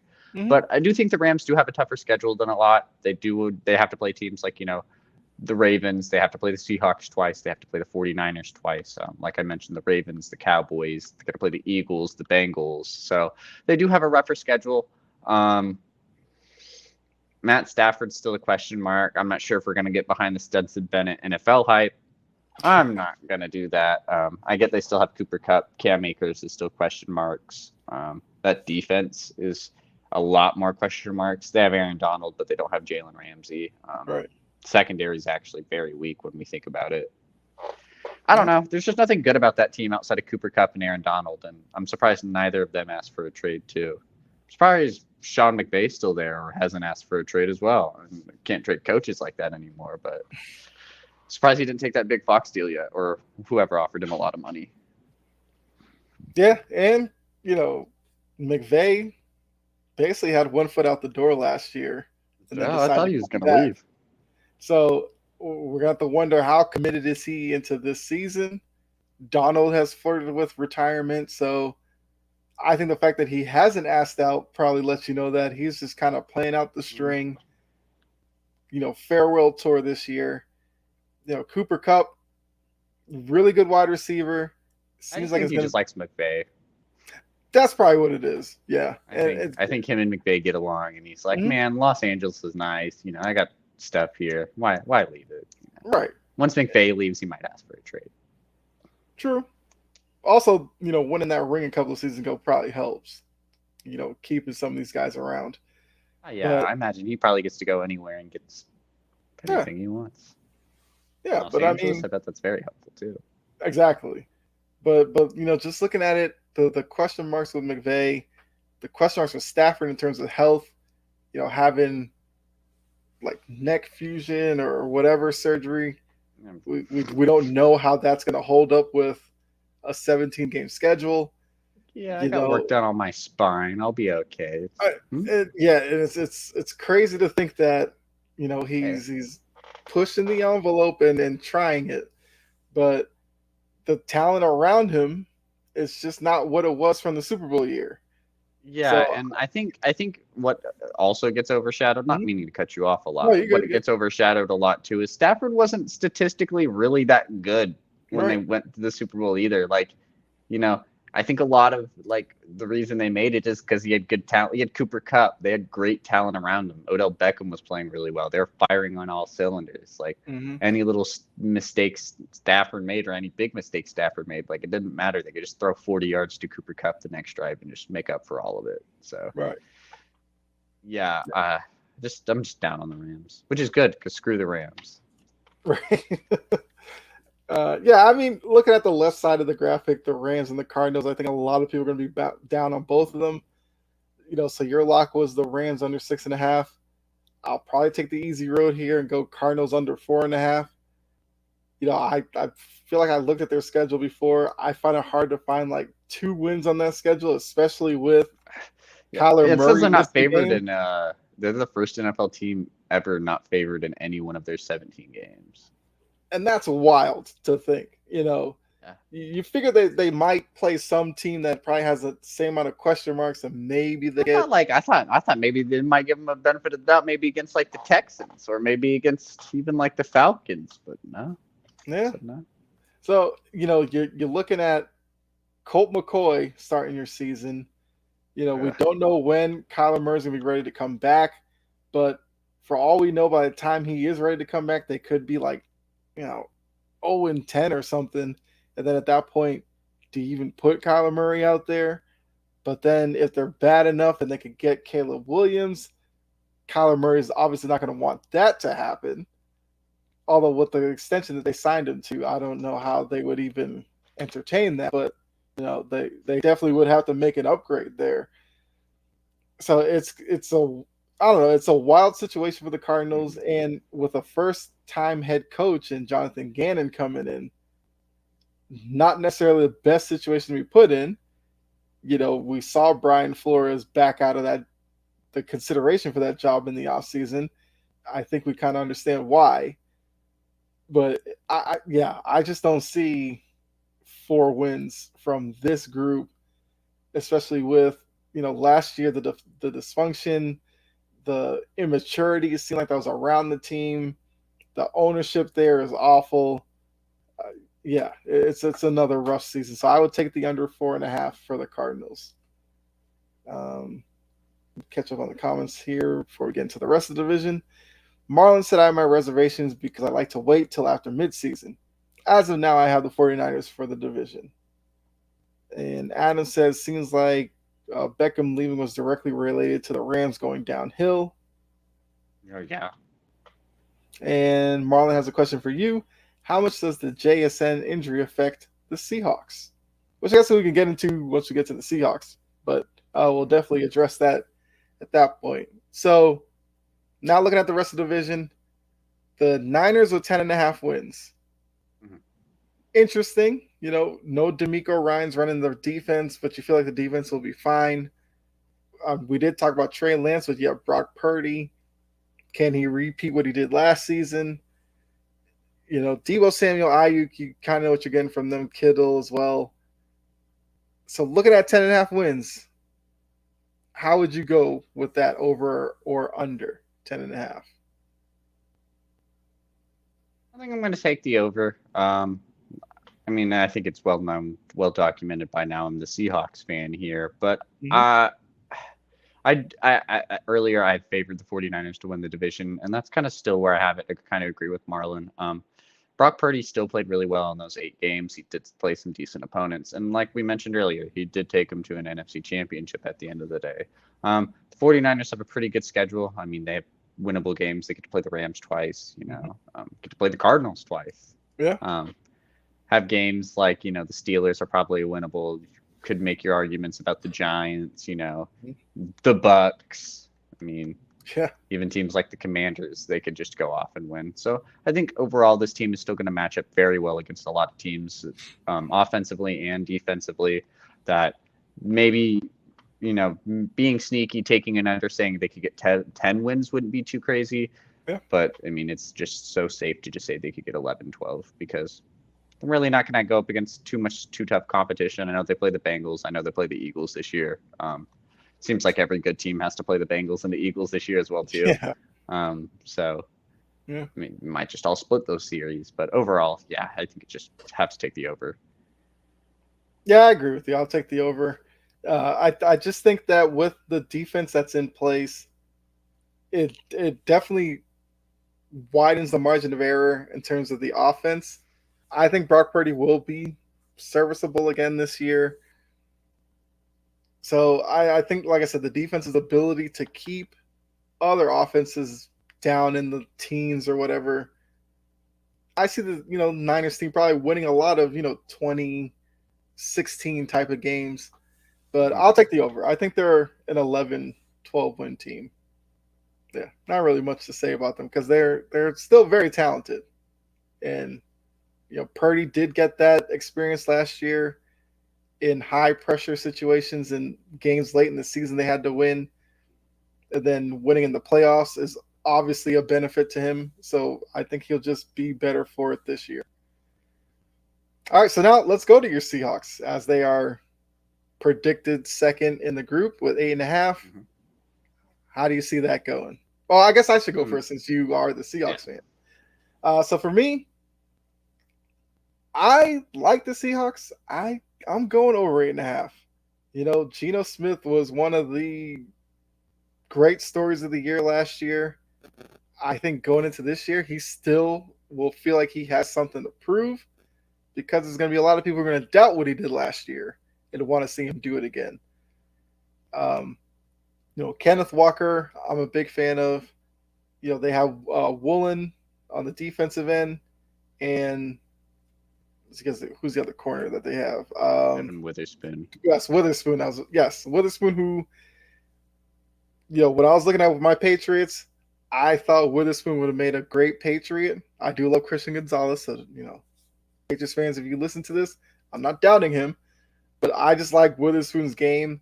I think those two are going to form a formidable cornerback duo, which, the questions about Seattle last year was in the run game. I guess there's still kind of those questions going into this year, but I'm a big believer in Pete Carroll. I love the 12th man, love the whole Seattle atmosphere. I think they could get to 9 wins fairly easily. Maybe they even push for 10 and push San Francisco for this division. I do think that's possible. So I'll take the over on Seattle. Yeah, I mean, I'm keep it pretty simple. Yeah, I'm taking the over on Seattle. I mean, for all the reasons you mentioned, I mean, Seattle's gotten a lot better just roster wise than what they were last year. I mean, arguably they had one of the best drafts, like you mentioned, Tariq Woolen, Kenneth Walker being in the second round. Just really good overall drafting. Seattle's offensive line is, I mean, based off of second, third year guys that they've drafted, which is something that they've never done, which is crazy to think. They probably struggle at that offensive line. And then even including this year, drafting players like Zach Charbonnet, who's still not, people probably wouldn't say one of the best running backs, but one of the probably second tier when it comes to these rookie running backs. Jackson Smith and Jigba, and to mention, the comment about him being injured, he should be back by week 1. If he misses the first couple weeks, I don't think he'll be that big of a deal. We have players like Jake Bobo, who's been looking really good this preseason. I think Seattle will be fine.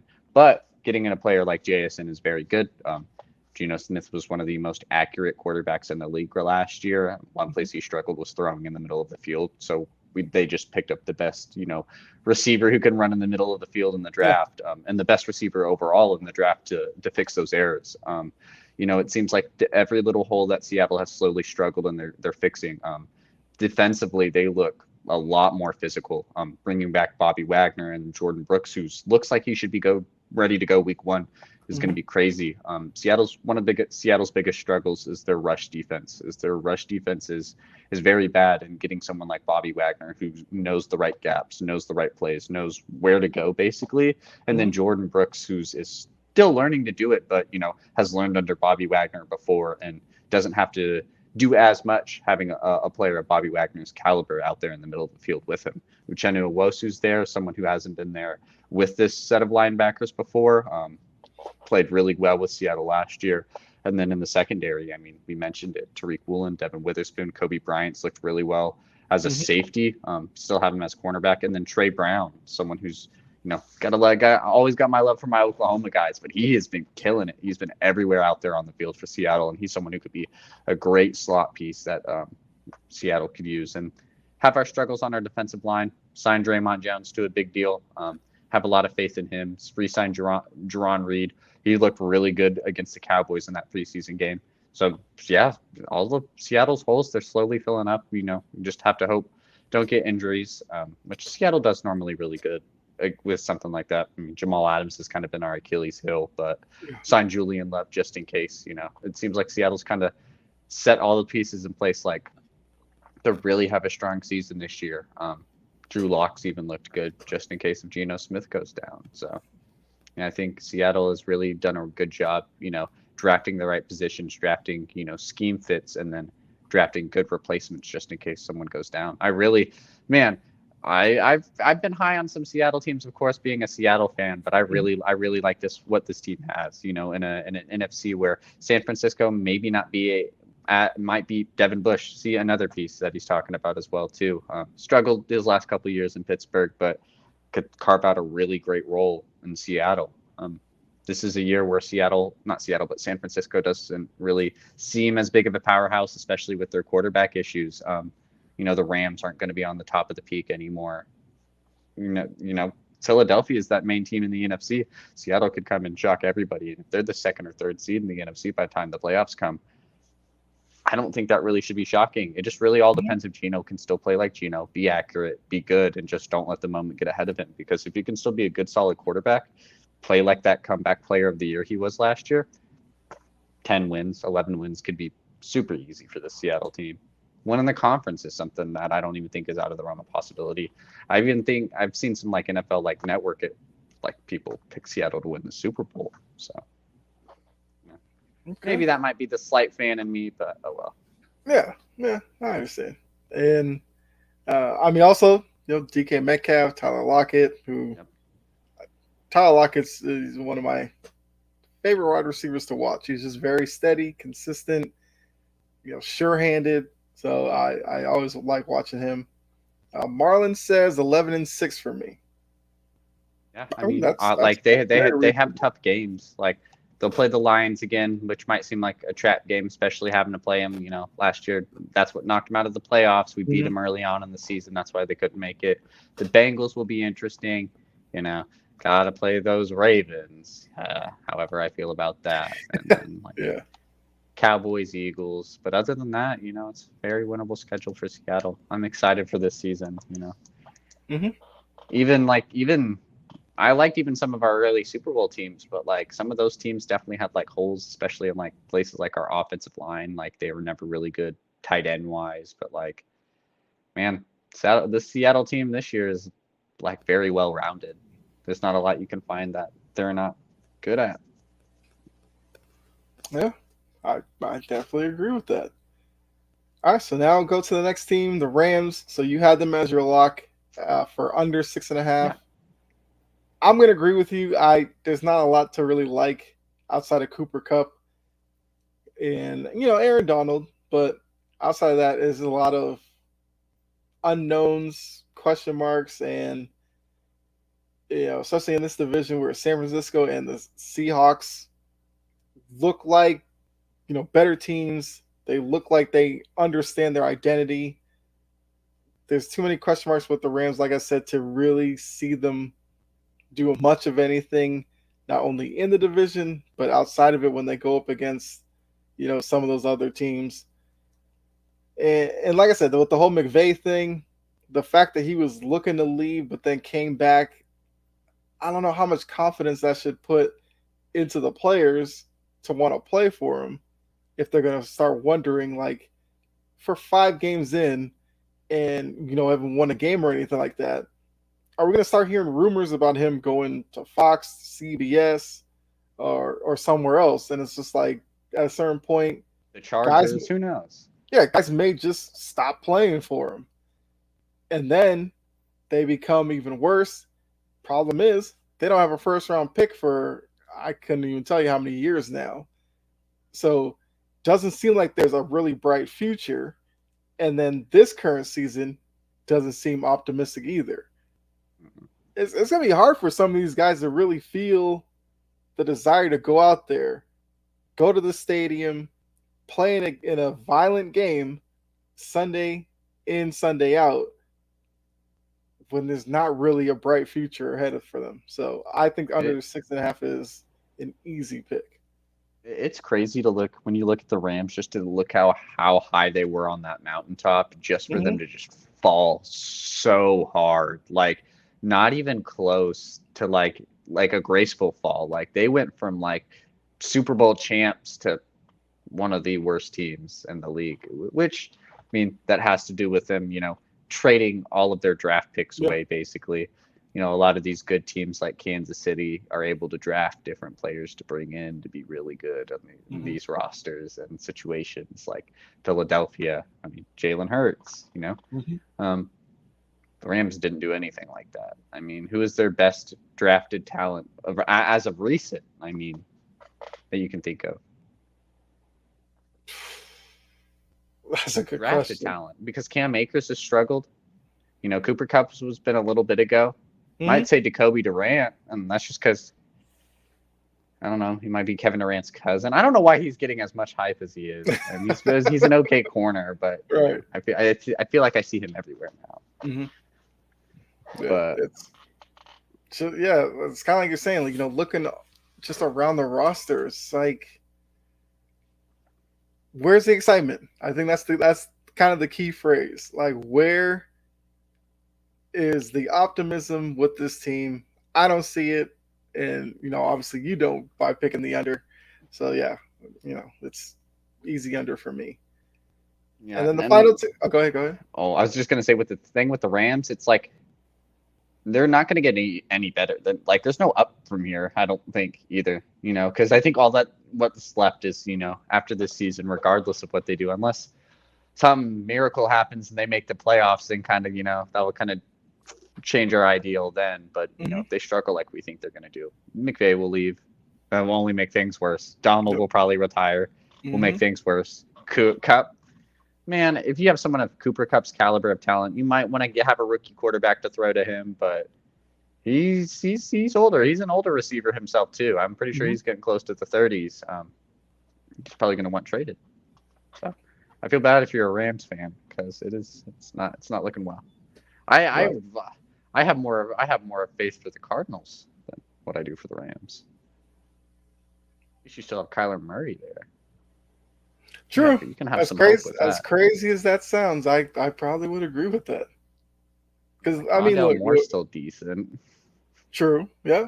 And they have what? Zach Ertz, Isaiah Simmons, yeah. Pierce Barn. Yeah, at least when you look at the Baker's Cardinals still there. roster, like you see some guys that are like, at least that's the talent. The Rams, it's hard outside of Donald and Cup. I take James Conner over Cam Akers probably. Definitely make a good argument for it. I'm not mad You at can that. make an argument for it. So. Yeah.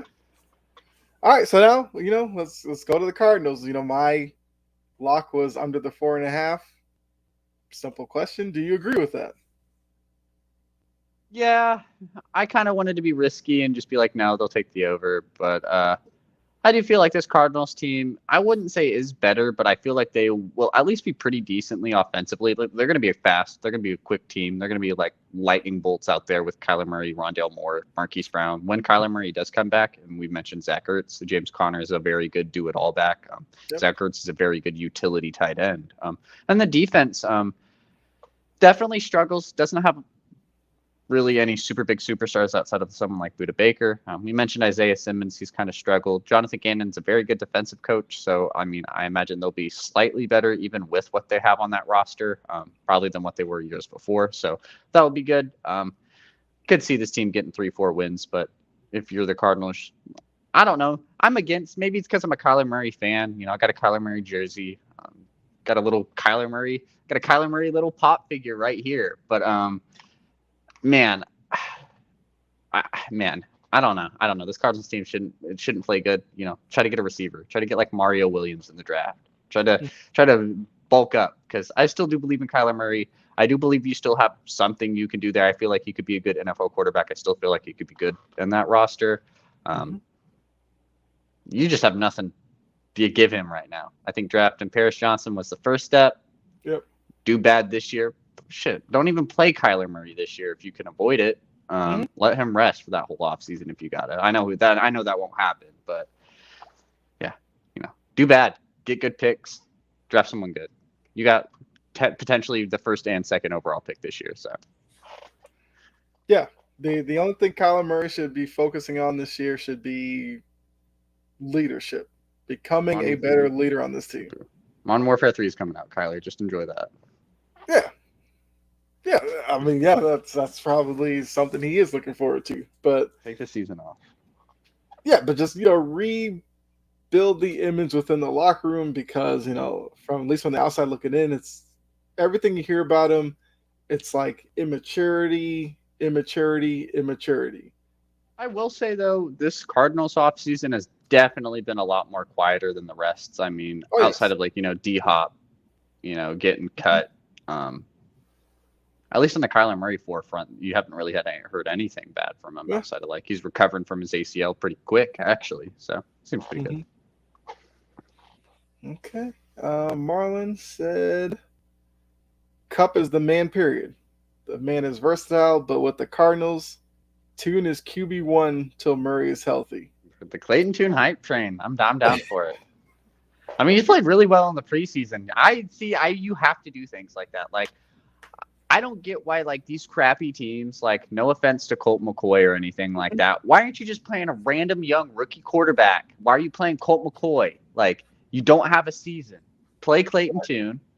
Like don't play Colt McCoy. You guys don't have a season this season regardless. It's not like, you're a playoff contending team, and Kyler Murray's coming back week 4 and you need a veteran to like warm up the seat, make sure the team actually is like 2-2, maybe 3-1 if you're lucky by the time he comes back. No, this team's gonna suck. Just play Clayton Tune. We'll see. We'll see what they end up doing. I'm sure there's probably going to be some announcement at some point about who's going to be the starter week 1. I do agree with you. The only way I see justifying starting a Colt McCoy is like you said. If you're Kansas City and Patrick Mahomes is a little iffy, there's enough talent around that you're like, you put Colt McCoy out there, he won't completely blow it up. But in Arizona's position, it should be like I said, a young quarterback who you're taking a flyer on, you throw him out there. Maybe you get lightning in a bottle for 4 games and he plays really well. Fine. But Colt McCoy out there, we know he's going to struggle. And it's just going to be like, well, what's the point? It's like we know what we're getting from Colt McCoy, and it's not good. Like, let us see what we could get from Clayton Tune, maybe. Yeah, because maybe Clayton Tune lights a fire under Kyler Murray. Who knows? If I wanted to watch Colt McCoy, I would go watch some like old Texas highlights. Like right, yeah. Right, because we've seen the Colt McCoy show and what that brings out. So Marlon says Pete is QB4 if our QBs are out. I did see that throwing video. Dimes out there. Hey, the old man can move in the pocket. I saw that. I said, well, why do you think Geno was so accurate? He just needed to come to Seattle. Yeah. Russ, the best deep ball. As soon as Russ left Seattle, he's like, you can't throw no more? Had to be Pete. Just saying. Pete always looks like he's having fun out there. So I can definitely appreciate that. All right. Well, that's our preview. That's the last division we had. So I think next week we'll probably predict our playoff teams. Oh, seems like that would make sense. Well, we should have Jake back for that, so that should be good. Yeah. So Jake should be back next week. I think that's gonna just be tough on the AFC end. Like exactly. The NFC, I'm formulating kind of like a playoff. I'm like, okay, Philadelphia here, Dallas there, San Francisco, Seattle, and then it's like in the AFC, I got like Kansas City, and then like it's just I don't know, throw darts at a board. One of these teams might be good. Yeah, like it's gonna be so confusing.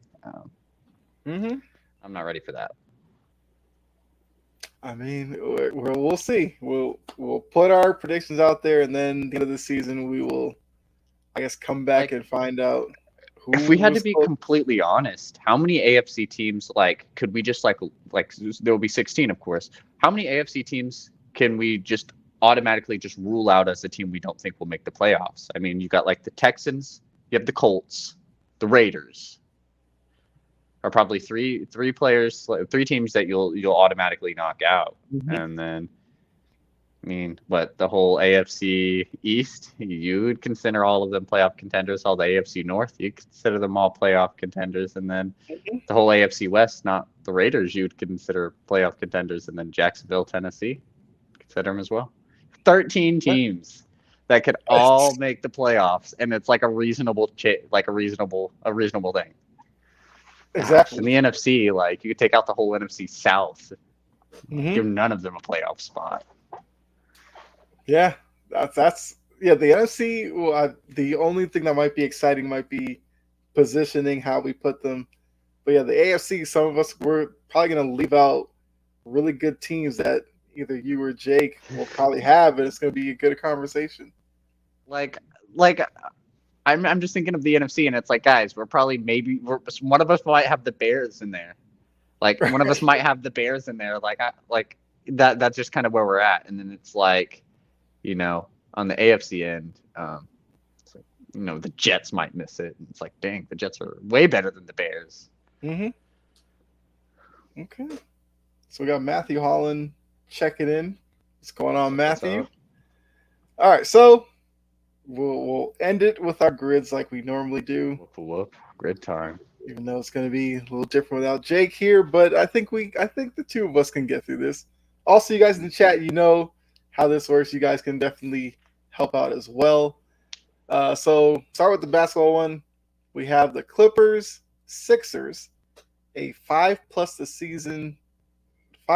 assists per game season. And then the cross grid, we have the Knicks, Rockets, and the Spurs. Okay, so where do we start with this one? Well, what about Spurs 5 assists? You could put DeJounte Murray there. He's got 5 assists at one point, I would say.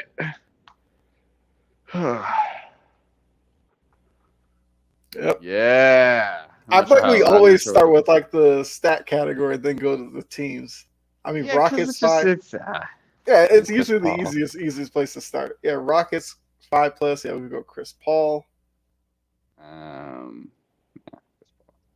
Easy. Okay, 19, and then What is Knicks. that? Clippers? Oh, Knicks. There's a couple of guys. You could probably throw Jason Kidd. Yeah. Marbury would be an interesting name because Marbury was a really big scorer, but 5 assists, I don't. Mark Jackson. I imagine someone like Walt Frazier probably did it too. I'm thinking of like old school. I'm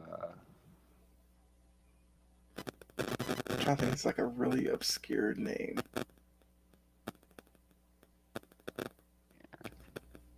I mean, we could try. Didn't Julius Randle do it like the year he made an All-Star? Like I'm pretty sure he had 6. Don't quote me on it. We don't have to do it, but I think you could do Julius Randle. I think the year he was an All-Star, he had 6. That would be a good name to try.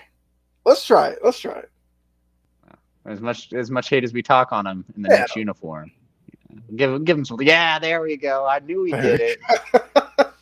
What is that? 4%? I'll take it. That will probably go down as one of the wilder seasons. That All-Star year, whatever that he had, really great numbers, and then since then it's just been downhill. All right, so now we got our team. Just the teams. So let's see, Sixers and the Knicks. That's an interesting one. Sixers and the Knicks. Well, Sixers Rockets, I know Charles Barkley works there. Yeah. Oh, yeah. I was thinking of Sixers Rock PJ Tucker. I was thinking him. 10%, okay. Sixers Spurs or Sixers and the Knicks? Sixers, Spurs, or Sixers. I feel like anytime there's a Spurs, I want to say Danny Green. I feel like Danny Green has sneakily been on a lot of teams. Yeah. Actually, I do think Danny Green works. Because he was on the Sixers. I know that. I think he was on there with like Jimmy Butler. And he was on the Spurs, I think, with Kawhi Leonard. Right. Yeah.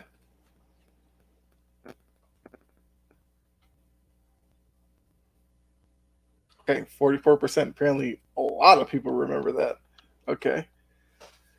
All right, so Sixers. Well, Sixers Knicks we'll come back to. Clippers Knicks. Oh, I was thinking for Clippers Rockets. Couldn't you do Marcus Morris? He was drafted by Houston, wasn't he? Yeah. Marcus Morris. Okay. Yeah. Marcus Morris. Yeah, there we go. 6%. He's another guy who's kind of been around as well. Okay, so we got the Rockets all taken care of. I mean, Clippers, Spurs, you have Kawhi Leonard. But I feel like that's probably going to be a really obvious one. Yeah, that one's right there for the taking. But then sometimes I'm like, is it so obvious that other people may not have gone with it? But nah, I think it's like one of the only ones. There had to be. I feel like there's others. Let's see. Spurs, Clippers. Spurs, Clippers. See, I was thinking Robert Horry, but I don't know if Robert Horry played for the Clippers.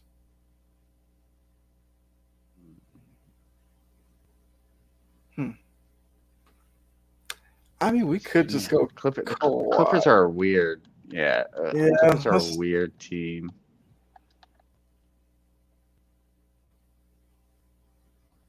Yeah, 78%. Clippers Knicks as well too is kind of interesting. So Marlon says 76ers and the Knicks, Burks, House, and Cheeks.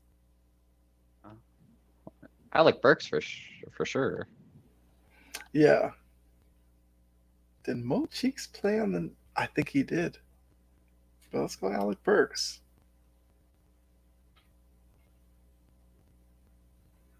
%. Okay. So now Clippers, Knicks. Clippers, Knicks. Did Josh Hart play for the Clippers? I don't think so. Okay. I don't think Eric Bledsoe played for the Knicks.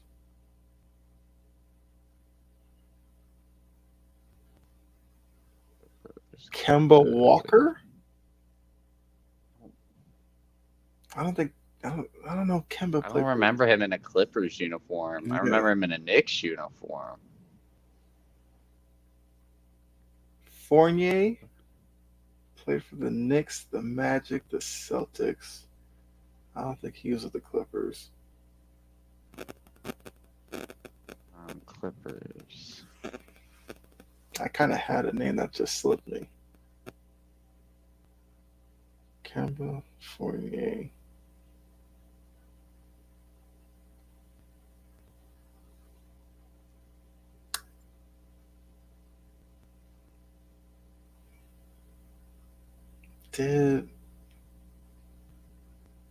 No, I don't think. No, I was thinking Stoudemire, but I don't think I he feel played like there's just like some random player who's been like traded to the 2. So Marlon said Randolph and Jackson. Zach Randolph. Wait, is he thinking Zach Randolph? No, And then Jackson?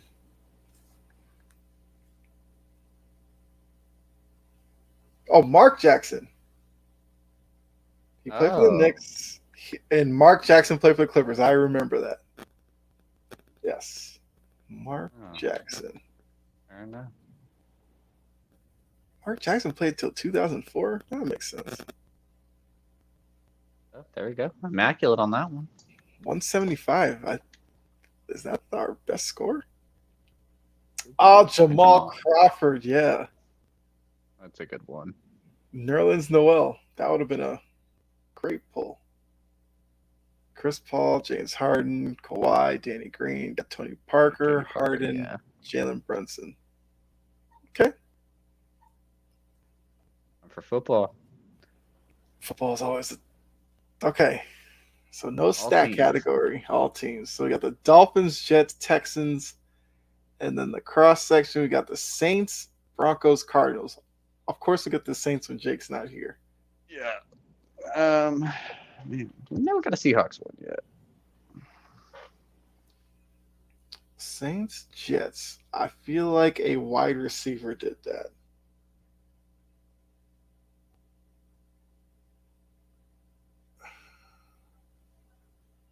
Well, Cardinals, Texans, you have David Johnson. Okay.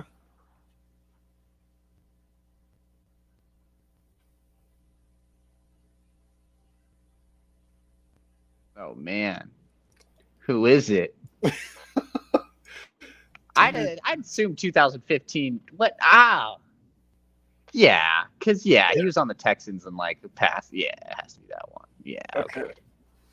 Now has me wondering who's that other one? Because they kind of played. I don't know. It was probably just some random dude. Cardinals, Jets. That seems like Cardinals, Jets. I feel like a running back. Probably did I feel like. Oh man, why do I don't know why there's. I don't know why I feel like there's some random player, like some random like running back or something like that. And that's where I'm thinking, because the name that popped in my head was Thomas Jones.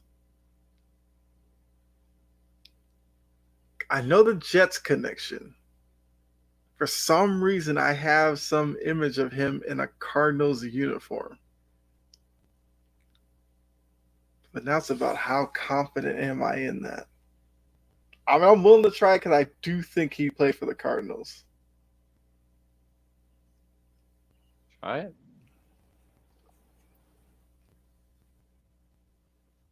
Thomas Jones. Let's see what you got. Oh, it was him. Okay. I feel like every week I try to fit Thomas Jones somewhere, and then it finally works. Marlon said McCown depends on what position. McCown. I mean, yeah, the McCowns did play. I feel like Texans Saints, you could probably put McCown there. Yeah. Now that's what, Luke McCown?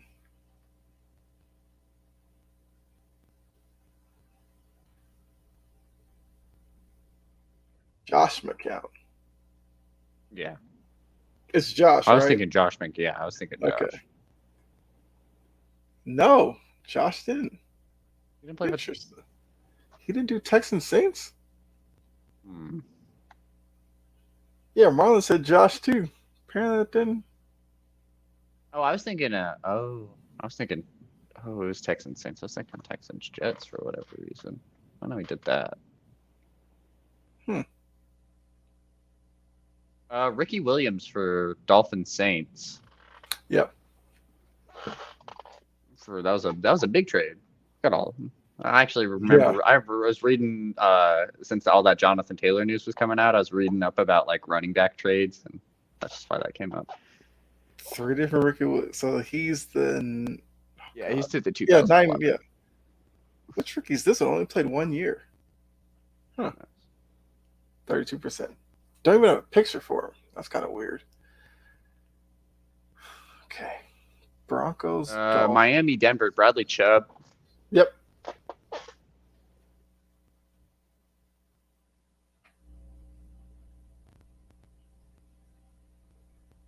Okay. Man, Dolphins, Arizona's going to get me because I feel like I'm thinking of like a skill position, like a running back or someone who's been to both. Kenyon Drake? Yeah. There we go. I was like, there's a running back in my head who like left Miami to go to Arizona, and I thought it was like just not a super smart signing. It was Kenyon Drake. That's a good one. Houston and Denver, Brock Osweiler. Oh yeah, good old Osweiler. I'm getting on a roll. I'm thinking of some.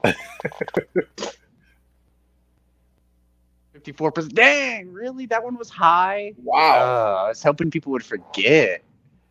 Right. Osweiler seems easily to forget, but apparently not. Gosh.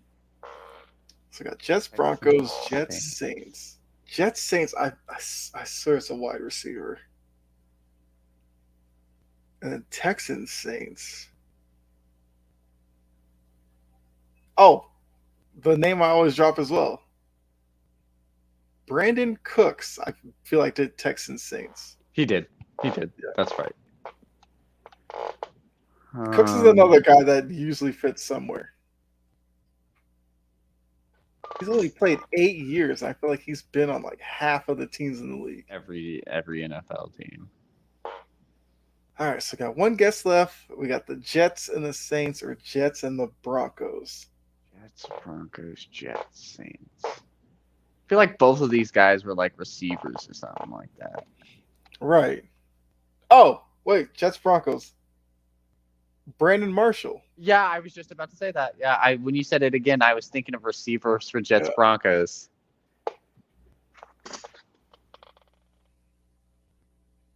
Uh-oh. I know. Okay, one's wide. It's a 2006. It has to be. I think the other one's like a linebacker or something. Yeah, we didn't get to try the other one. Dang. Who's the big one for that one? Jonathan Vilma. Jonathan Vilma? Oh man. Oh, I'm not sure I would have gotten that. Chase Edmonds for Dolphins, Cardinals. Okay, so that's another running back I told. Jets, Cardinals, Josh McCown, J.J. Watt for Houston. Eric Decker. You know, I thought of another one for Houston, Denver while we were thinking of it. Bradley Roby. That would have been a good one. Oh, yeah. Okay. Eric Decker for New York, Denver. That'd have been good. I didn't think I wouldn't have got there. You could also put Demaryius Thomas. He did the Jets his final stint as well too. Mm-hmm. Oh man, we can try baseball, but it's gonna be you on baseball. We can leave it off and wait for Jake for baseball. Let's see the teams. Okay. White Sox, Orioles, 40+ home run season. Astros, Angels, 500+ home run career. Yeah, we can try this one. Okay. Marlon put Mario Davis. I was thinking that. I was thinking to Mario Davis, but I couldn't remember if he played for the Jets. I guess I'll start with the 40+ home run season. So for the Astros, you could go with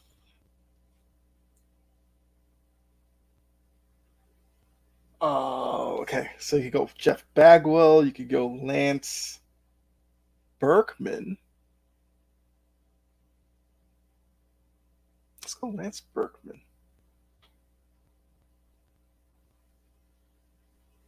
Okay, 20%. I can live with that. The Angels, 40+ home run. You could obviously go Trout, Ohtani. Yeah. You could go. Let's think obscure. I want to say like Tim Salmon, but Marlon said the same thing. Kyle, I need you to know that you're on your own with the MLB. I'm Switzerland here, bro. It's all good. Angels. I'm still learning baseball. Trout, Ohtani. Did Jim Edmonds do one? Justin Upton. I feel like had a 40+ home run season. I'll try Justin Upton.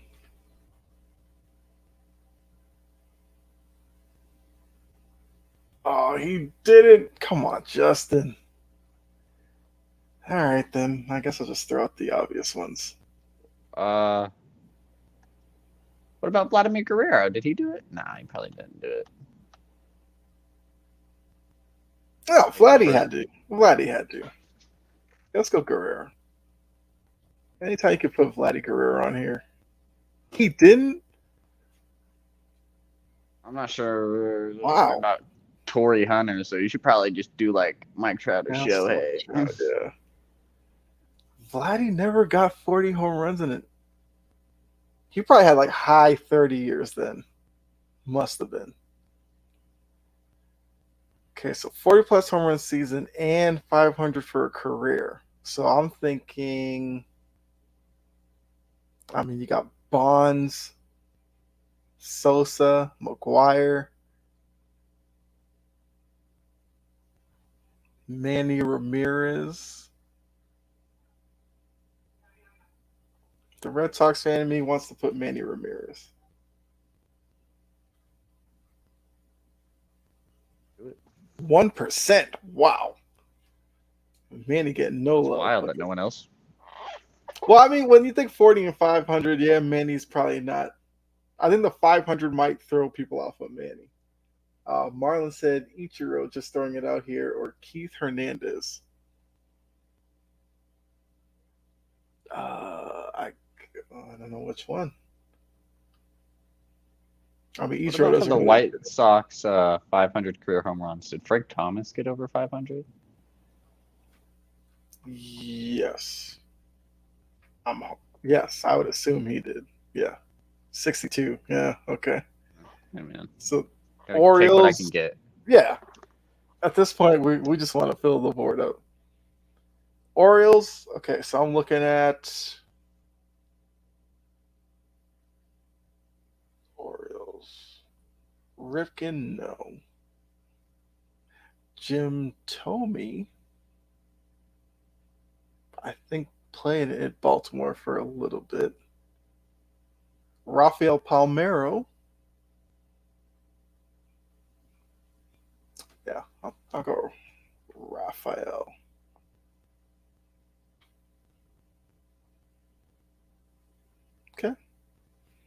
All right, so now it's just teams. White Sox and the Astros, or White Sox and the A's. I mean, not A's, the Angels.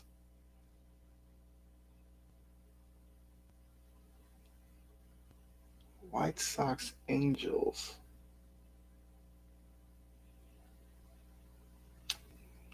Come back. Orioles, Astros, and Orioles, Angels.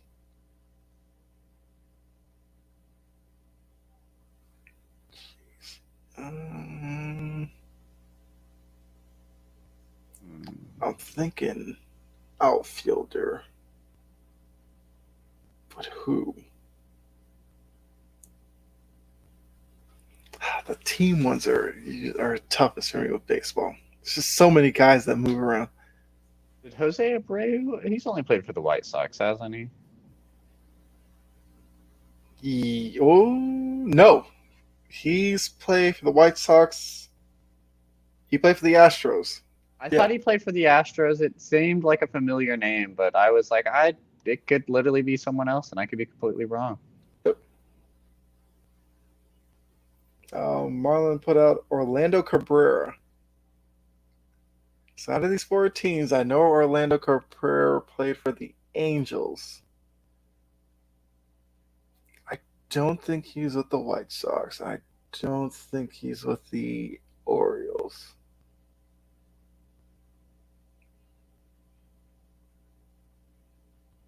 Let's see. Because Cabrera was with the Angels, traded to the Red Sox. And then from the Red Sox, I think he was sent to. I mean, Orlando Cabrera is an interesting name. I just wouldn't know where to put him. Part of me thinks. I mean, I know I tried this name before. I don't know why I'm thinking one of the Uptons did Baltimore and the Angels. It's just which Upton was it?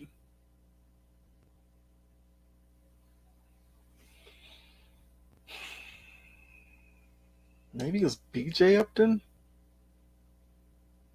I think he played for the Orioles, the Rays, the Angels, and maybe like Kansas City. Try it. We got nothing to lose. Last guess. Yeah. Well, Marlon said he thought Cabrera played for the White Sox also. Marlon, for you, we'll let you have this one. So we'll try Orlando Cabrera here.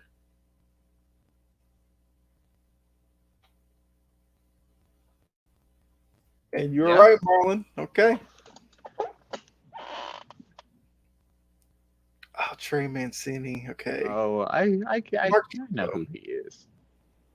Eddie Murray. Yeah, I knew that one for the Baltimore one, but I went with Palmeiro. Jeff Bagwell. Yeah. Giolito. Okay. Trey Mancini. Yeah, I mean, yeah. Barry Bonds. Okay. I mean, it wasn't too bad. Those are horrible. I got some names. I mean, in terms of accuracy, the two that we missed are the lowest accuracy for the whole grid. So we're right there in line with everybody else, basically. Okay. Those are the grids. Another week down. But yeah. So what Marlon says, it's an honor to be nominated. Thank you and good night. Yes, definitely appreciate that, Marlon. Yeah, you got it right. Yeah. So got to give you a shout out for that. But yeah, appreciate all of you that were in the chat. Have to say this to you guys. It's a very good stream, and shout out to both for holding it down. Much love. I appreciate that, Marlon. No problem. Yeah, we try. But I mean, like Marlon said, make sure you tune in next week. We are here every Tuesday, 7:00. Next week, Jake should be back. We'll have the full crew back together, and we'll have predictions. Yeah, we've got playoff predictions for the NFL. NBA, we'll see. Maybe we get some Harden news, maybe some Dame news. Who knows? And we can actually talk some college football as well. We'll have some games this weekend. Maybe some things catch our attention enough to talk about it. We'll see. But yeah, so make sure you hit the like button, of course, for the video. Make sure you follow if you're here on Facebook. Subscribe over on YouTube. I promise you won't be disappointed because a lot of great shows on here. We got Coffee and Sports in the morning, which great way to start your day. We got Wire to Wire tomorrow. We normally have Line in the Sand that comes up after us, but they're taking a couple of weeks off. So, but yeah, a lot of great shows, a lot of great people on the network. So definitely tune in for all of those as well. So, I mean, Dylan, you have anything to say before we get out of here? I mean, I don't know, outside of any big sports news, I mean, UFC 292 was this weekend. Sugar Show's the new UFC champ. Sean O'Malley knocked out Aljamain Sterling. Get my little UFC drop in there. Pretty good event. Contender Series is going on right now. But overall, I'm excited for football. I'm just ready for football. I'm ready for both regular seasons to start. Yes. I'm ready for all of it. Yeah. But yeah, so we're counting down the weeks. Just a show or two before the NFL season gets going. Like I said, got college football for next week, and baseball playoffs are coming around the corner as well. So it's out of it again. Screw you, Seattle. I mean, they're still close enough that they could get back into a wild card spot. It's literally it's a half a game race right now. Yeah, because my Red Sox are 3 out, but got a tough series against the Astros, so that could look a lot worse in a couple of days. Hey man, take it for me. Take them down for me. I mean, it looked good last night. They were up 3-0, and then the Astros offense woke up. But we'll see. At least we're not the Yankees. That's always a good thing. That's always a good thing. Yeah, so that's what I'm hanging my hat on. But so definitely appreciate everybody in the chat. Marlon, Jory, Key, Syjan, Anthony, everybody else. Definitely appreciate that. So until next week, for myself and Dylan, like I said, Jake will be here next week. We are the Big Three, and we're out of here. Enjoy the rest of your night. We'll see you later. Have a good night, everybody.